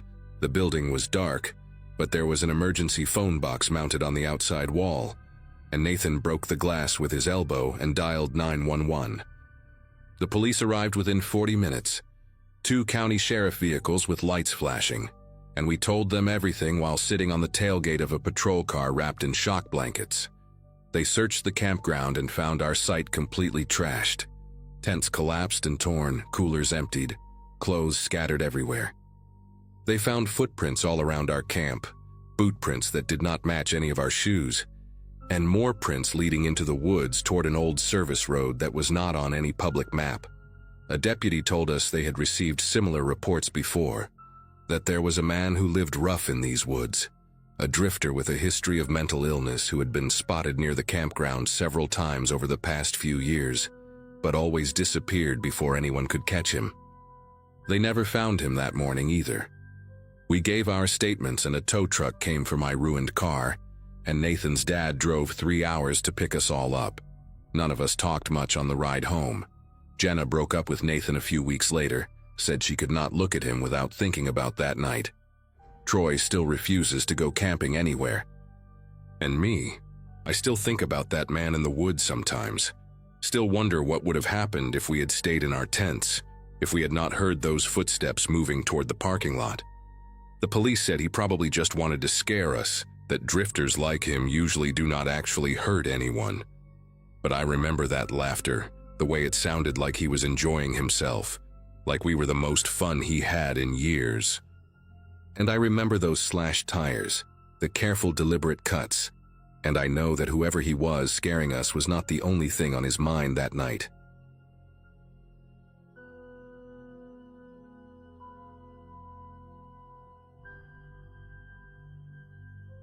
I'd been looking forward to that camping weekend for weeks, mostly because life had been so loud lately that I needed a place where my phone couldn't buzz every 3 minutes. Back then, I was juggling a messy work schedule and crashing on a friend's couch while looking for a new apartment. So when my friend Lana suggested a quick escape to a lakeside campground a few hours from town, I jumped at it without thinking twice. It was me, Lana, her cousin Ivy, and our friend Paige. 4 of us crammed into Lana's aging SUV with way too many snacks and a playlist that barely held us together. We reached the site in the late afternoon, the kind of place where pine needles blanket everything and the lake sits so still it looks like it's holding its breath. Setting up camp felt almost therapeutic, staking the tents, dragging logs into a crude bench around the fire pit, and arguing over who was worst at tying knots. For the first time in a while, I felt like I could actually stretch my mind out and relax. The night eased in slowly, that bluish hour when the trees turn into silhouettes and conversations start to loosen. We made dinner on a small grill Lana insisted on bringing, even though it looked like it belonged in a museum. And after a while, someone pulled out a bag of marshmallows and we all started telling stories that got dumber and more chaotic with each drink. The fire crackled loud enough to make the surrounding woods feel farther away, like we were in our own bubble. At one point, Ivy tried to teach us a ridiculous campfire song she remembered from a childhood summer program, something involving hand motions none of us could replicate after 2 beers. We were loud, laughing, comfortable. Everything felt uncomplicated in the best way. Must have been close to midnight when Paige stopped mid-sentence and tilted her head toward the hill above our site. A narrow dirt road ran up there, empty as far as we knew, blocked from our campsite by a row of tall pines. But through the branches we caught the shape of a pickup truck parked on the road. No headlights, no movement, just the faint growl of an engine running low. At first we didn't quite register it. The fire was bright and our conversations were louder than our instincts. But the longer we looked, the stranger it felt that anyone would be up there, engine humming in the dark, without even a cabin light turning on. Lana muttered that maybe someone was just on the phone or taking a break. Paige joked that it was probably some guy who got lost trying to find a place to pee. None of us wanted to be the one to say the situation made us tense. Eventually the truck rolled away, slow enough that we heard gravel shift, and the mood drifted back to normal. We pretended we weren't still thinking about it as we put out the fire and shuffled into our tents. I shared a tent with Lana, and we lay there talking quietly until the conversation thinned and sleep started pulling us under. Sometime deep in the night, I snapped awake to the sound of footsteps, measured steps heavy enough to compress the soil but soft enough that whoever it was didn't want to be noticed. I held my breath, listening as those steps moved between the tents, one pass then another, followed by a faint clink near the fire pit. Lana whispered something I couldn't make out, and for a long moment we just lay there, barely breathing, waiting for the sound to continue. But eventually the night fell silent again, and neither of us dared unzip the tent to check. By the time pale light began filtering through the tent fabric, my nerves felt stretched thin from a night of half-sleep. The others emerged around the same time, each of us pretending we'd rested fine until Ivy admitted that she'd heard someone brushing past her tent sometime before dawn. Paige said she thought she heard low breathing outside her door flap, but convinced herself it was the wind because the alternative made no sense in a place so remote. None of us wanted to bring up the truck again, but the memory of its silent shape hovering on the ridge stuck with us like a burr you can't shake off. We gathered around what was left of the fire pit as the sky shifted from gray to gold, trying to act like people who'd simply had an ordinary night outdoors. Lana walked toward the cooler to start breakfast, only to stop abruptly and call us over. The lid hung open and most of the food we'd packed was gone, not dragged out or torn apart by animals, just removed, neatly, intentionally. Some wrappers were stacked to the side like someone had gone through everything with a purpose. Our campsite didn't show any signs of wildlife poking around. No claw marks, no scattered trash. No tracks that looked like anything but boot prints. The kind you don't expect to see when you know the only shoes among your group belong to 4 women wearing sneakers with very different soles. Ivy pointed out a set of prints circling the fire area, deep and crisp, as if made only a couple of hours earlier when the ground was still damp. That realization sent a shiver through our group. Not panic exactly, but an unsettling awareness that someone had been studying our space while we slept. Paige backed away from the fire pit and moved toward her tent, saying she wanted to grab her phone to check the time. Then she stopped at the doorway, staring at the roof of the tent like she couldn't quite believe what she was seeing. Resting right in the center was a set of car keys. Not ours. Not from Lana's SUV. The key fob was old, scratched, attached to a small metal tag with numbers etched faintly into it. None of us recognized the brand stamped on the back. Paige didn't even want to touch them at first. She used the corner of her sleeve to lift them, turning them in her hand like some kind of warning had been left for us. That was when the memory of the footsteps clicked into place and made the whole scene feel heavier. Someone had walked between our tents, rummaged through our cooler, circled our fire, and left keys deliberately where they'd be seen. Lana's voice shook a little when she suggested maybe the keys belonged to someone who stopped by during the night for help. But if that were true, why not say something? Why not call out, and why take our food? We all kept scanning the tree line and the ridge above, half expecting to see that same truck watching us again. The woods around us felt unusually still, almost like the morning was waiting for us to decide our next move. Lana was the first to suggest packing up, and none of us argued. We moved quickly, not talking much, just collecting our things in a rhythm that bordered on frantic. Every few minutes, one of us would glance at the dirt road above the hill, expecting that truck to appear again. The morning air carried a calm that didn't match the atmosphere inside our circle. Even the birds felt quiet, like they were keeping their distance. I remember stuffing my sleeping bag into its sack with far more force than necessary, wanting nothing more than solid walls and a locked door. It didn't help that the boot prints around the campsite seemed clearer in the early light, as if the person who left them had lingered longer than we first thought. Once everything was in the car, Paige insisted we walk the perimeter one more time to be sure we hadn't missed anything important. I didn't want to, but leaving without checking felt worse. We followed her in tense silence as she traced the line of disturbed soil leading from the cooler area toward the trees. There were more prints than we had realized, some overlapping, some angled like the person had paused to look back at our tents. A broken twig here, a faint scuff on a rock there. At one point, Ivy crouched to examine a mark on the ground that looked like someone had knelt beside the fire pit. Maybe that same moment we heard the faint clink during the night. We didn't find any other belongings or clues, just the sense that whoever visited us had moved with intention. The drive back felt longer than the trip in.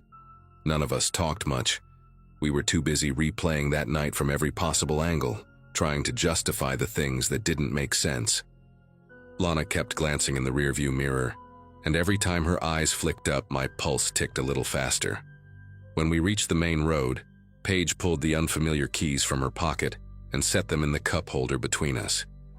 None of us wanted to bring them home, but tossing them in the woods felt wrong too, like ignoring something we should take seriously. Eventually, we agreed to leave them at a ranger station on the way back to town. The ranger who greeted us took one look at the keys and asked if we'd found them near the old logging trails. We hadn't mentioned anything about trails. When we told him which campsite we'd used, he let out a slow breath and said they'd had scattered reports over the years of a man who drove an older pickup through the back roads, watching campsites from a distance. No violence, just strange behavior, early morning tire tracks, missing food, objects moved around, little things left behind. No one had ever caught him, or even gotten a description clear enough to help. According to the ranger, the keys didn't match any recent lost item reports. He promised to log them anyway, and told us we'd done the right thing leaving. That was the final push we needed. We went straight home and never camped in that area again. I still think about those footsteps in the dark and the quiet way that stranger moved around us, and I'm grateful every day that he left before any of us woke up fully.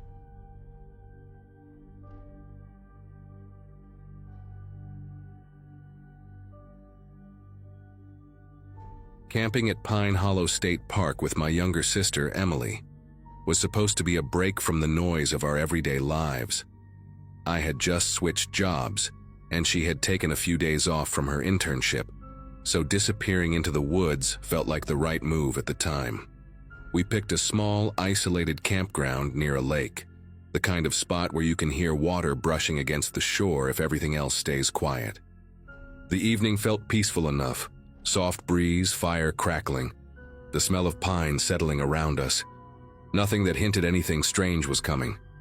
We talked about work, about our parents, about how we both missed summer trips we used to take as kids.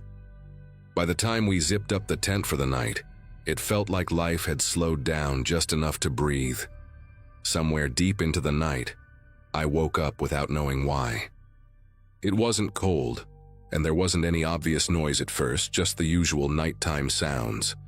Branches shifting, insects humming. Emily was asleep next to me, curled inside her sleeping bag. I was about to lie back down when a faint whisper crept through the fabric of the tent. It wasn't wind, and it wasn't some animal moving around. It was a voice, low, quiet, dragging the syllables like someone trying not to be heard. And it said my name. Not shouted, not spoken normally. More like someone right outside our tent trying to get my attention without waking anyone else in the world. I thought I imagined it. I held my breath, listening, trying to figure out whether it was coming from the lake or the trees behind us. Then it said Emily's name, in that same breathy, drawn-out way. My sister stirred a little like she was dreaming, but she didn't wake up. I leaned closer to the tent wall, trying to see if someone's shadow would show through the fabric, but there was nothing. No footsteps, no crunch of leaves, just that whisper slipping between the trees, repeating our names like whoever it was knew exactly who we were. I told myself some campers nearby must have overheard us earlier and were messing around. It was the only explanation that didn't make me want to unzip the tent and run. In the morning, we walked the whole campground expecting to find a group of teenagers laughing about their brilliant prank. But every site was empty, not just empty, untouched. Picnic tables with a thin layer of pollen, charcoal grills without a single ember, fire rings that hadn't been disturbed in days. When we reached the small trail office by the entrance, the ranger checking his inventory told us we were the only people who had checked in the night before.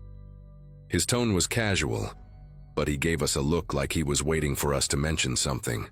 When I finally asked if he'd heard anything strange during the night, he paused just long enough to make my chest tighten, then said, "Visitors sometimes report voices in the woods, calling them by name, and that it usually happens right before someone vanishes on one of the trails." We tried to laugh it off as we walked back to our campsite, but the ranger's comment hung in the air like humidity before a storm. Emily kept glancing toward the tree line, the way you do when you feel like someone might step out at any second. I kept trying to think logically. Maybe the ranger was just trying to scare us into staying on marked trails. Maybe he exaggerated the stories. Maybe the whispers were just the wind shaping itself strangely through the branches. But none of those explanations lined up with the fact that the voice had used our names, spoken clearly enough that I recognized the exact tone. As we cleaned up the campsite and decided to take a short hike anyway, I kept replaying that whisper in my head, trying to convince myself it wasn't as clear as I remembered. The trail we picked was quiet in a way that didn't match the early afternoon light. Birds weren't making much noise, and even the leaves overhead seemed still, as if the whole forest was waiting for something. Emily walked ahead of me, pointing out weirdly bent trees or tracks in the dirt, trying to distract us, but neither of us could completely shake the tension crawling between us. At one point, we reached a fork in the path, and a wooden sign pointed left toward the overlook. I suggested going that way, but Emily hesitated, staring into the cluster of trees on the right trail as if something there had pulled her attention.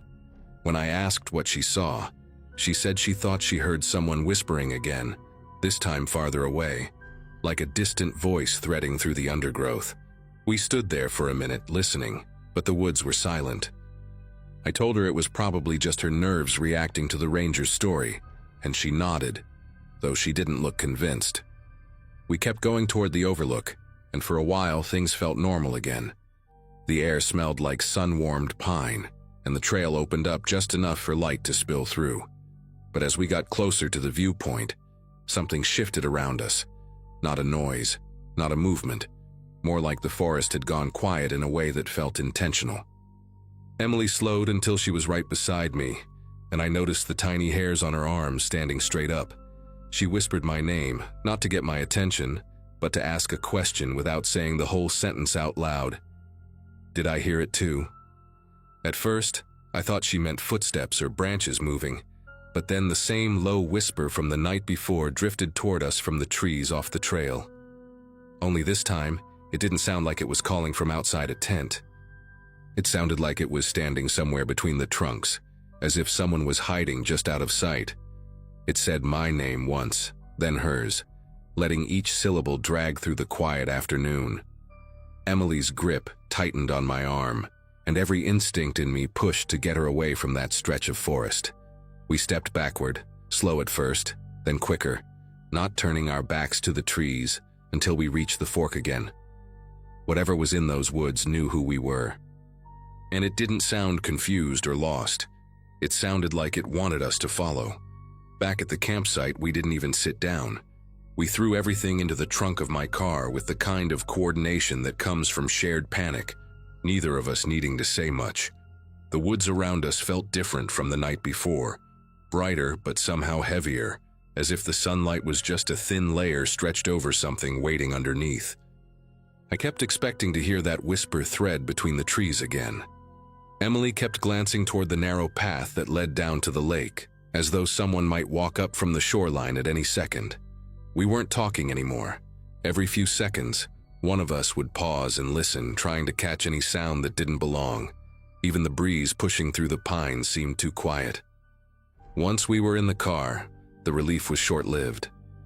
The road leading out of the campground cut through a long stretch of dense woods, and the trees leaned close on both sides like they wanted to hide whatever moved beneath them.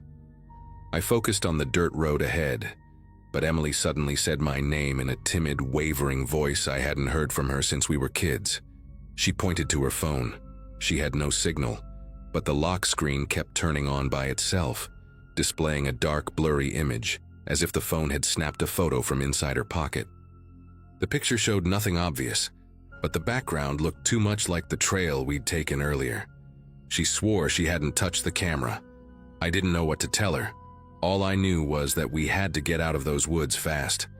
When we reached the ranger station again, the same man from earlier stepped outside before we even parked, like he already sensed we were coming back. I told him, without much detail, that we'd heard something again on the trail and didn't feel safe staying. He studied us for a moment, then said quietly that people who hear their names in the forest usually describe the same thing, a voice that seems close but never shows itself. Some say it sounds like a family member. Others say it mimics the exact tone of someone they know. And according to him, every missing person case in the park started with that same detail.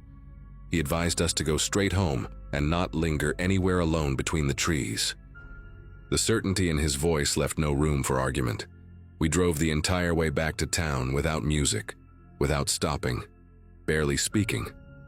Emily kept her phone in her lap, screen facing down, like she didn't trust whatever had caused it to light up. I kept replaying everything. The whisper outside the tent, the empty campsites, the voice on the trail, the ranger's warning. That night, neither of us slept well, and for weeks afterward, I'd hear faint noises whenever I passed wooded areas, even small patches of trees near the highway. Nothing ever called my name again, but the memory of how it sounded hasn't faded. I don't know what would have happened if we had followed the voice deeper into the forest. I'm just grateful we left when we did.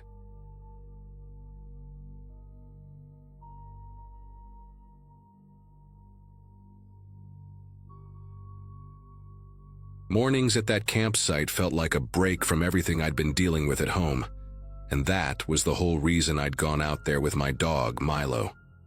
I was 16, stubborn, and convinced that a few quiet days in the woods would clear my head before school started again. Milo was the kind of dog people remembered. A reddish mutt with mismatched eyes and a strange habit of tilting his head like he understood full sentences. We'd been on that trail before, but this time the place felt heavier, like the air carried some kind of tension I couldn't pin down. I kept telling myself it was just because the campground was quieter than usual, with only one other spot occupied way down near the stream. I spent most of that day wandering around the area, letting Milo sprint ahead and catch scents, while I tried to settle into the idea of having actual peace for a bit. By late afternoon, the weather had shifted in a way that made the woods seem older, almost watchful. Milo kept pausing, staring toward the thick line of trees behind our tent with his ears pinned forward. Normally he was fearless, the type to chase after any sound without hesitation, but he kept circling close to me like he wasn't sure about something. I tried to laugh it off and tossed him a treat, thinking maybe he was just tired from the hike earlier. The campsite itself had this odd layout: tall pines on 3 sides and an uphill slope behind us where the ground dipped into a shadowy ravine. Every time the wind passed through that direction, the branches scraped in a way that reminded me of someone dragging cloth over bark. I kept pretending not to notice how often I looked back at it. Everything shifted around dusk, right when I was finishing dinner over the fire. Milo perked up suddenly, tail low, nose twitching as he stared again toward the ravine.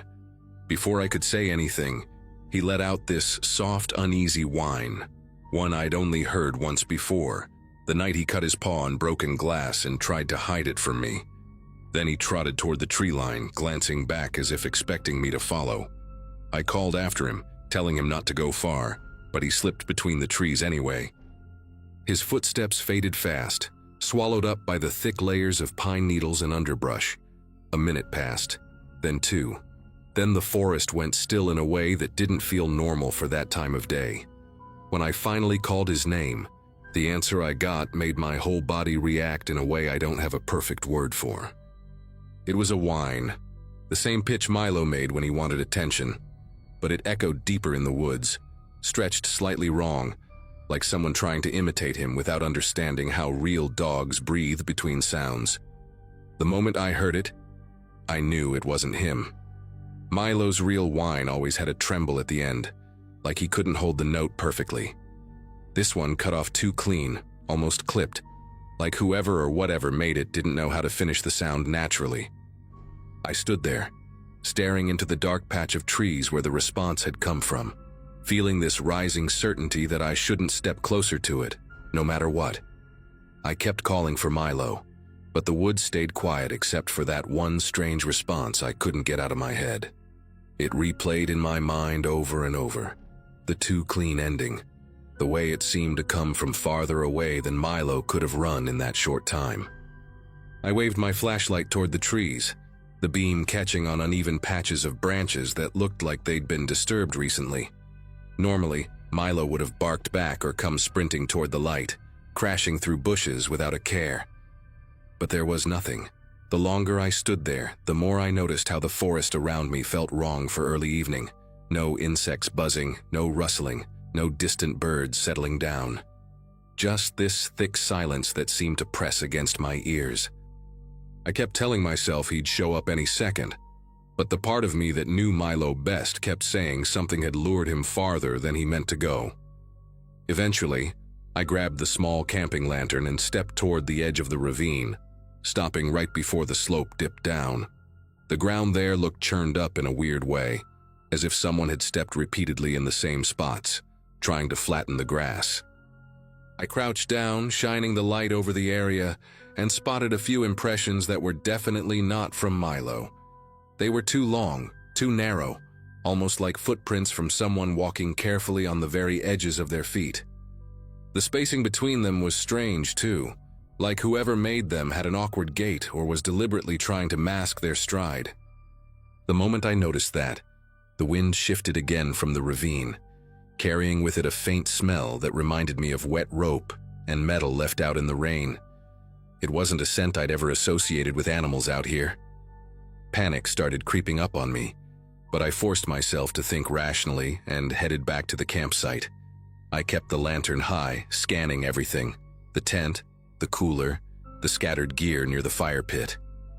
Nothing looked disturbed, but the whole spot felt like it wasn't mine anymore, like someone else had been circling it while I wasn't paying attention. The shadows seemed longer than they should have been, stretching toward the tent in thin, crooked shapes that didn't match the trees behind them. I reached into the tent for my phone, hoping for a signal, but the screen stayed stubbornly blank. That isolation hit me harder than I expected. I stood there with my hand on Milo's empty leash, realizing I didn't even know which direction to start searching without risking getting lost myself. My instincts kept telling me to stay put until sunrise, but every few minutes I'd hear something subtle, a faint crack, a soft shift of leaves, coming from the same area Milo had run toward. Not close, but not far enough to ignore. It almost felt like someone was matching my movements from a distance, stepping only when I stepped, pausing only when I paused. At one point, I heard that imitation whine again, but this time it sounded quieter, like whoever made it was trying to lure me slowly instead of calling me directly. I stood perfectly still, gripping the lantern so hard the handle dug into my palm, listening to the echo fade into the trees. There was no way Milo would have responded like that. Whoever was out there had been practicing his sounds, waiting for the right moment. At some point in the night, exhaustion won over fear, and I ended up sitting with my back against a tree, trying to stay alert while fighting off the heaviness in my eyes.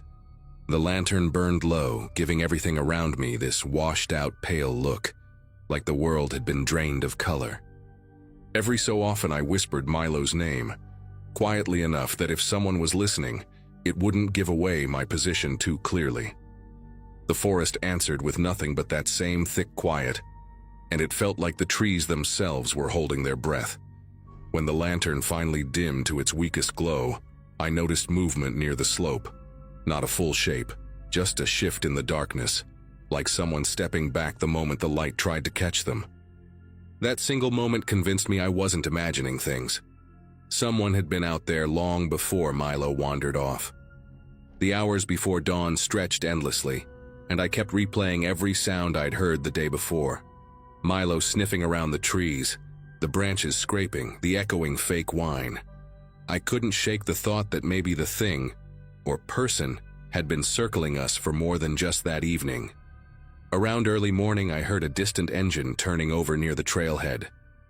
It was old, the kind of engine that rattles before settling, and it kicked on as if someone had been waiting for the exact moment sunlight started touching the trees. No voices, no doors slamming, no footsteps rushing away, just the engine humming steadily for a few seconds before fading down the dirt road. I stayed frozen where I sat, listening until the sound was completely gone. When it finally stopped, the forest seemed to loosen its grip on the silence. Once the sun pushed fully through the treetops, I grabbed my pack and headed toward the trailhead, calling for Milo in short bursts. My voice bounced strangely between the trees, like the forest hadn't quite woken up yet. I didn't get far before I spotted him, lying just a few yards off the path, half hidden behind a cluster of ferns.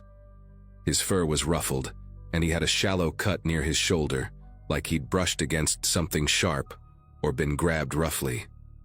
He lifted his head when he saw me, tail thumping weakly against the ground, and the relief that hit me nearly knocked the breath out of my chest.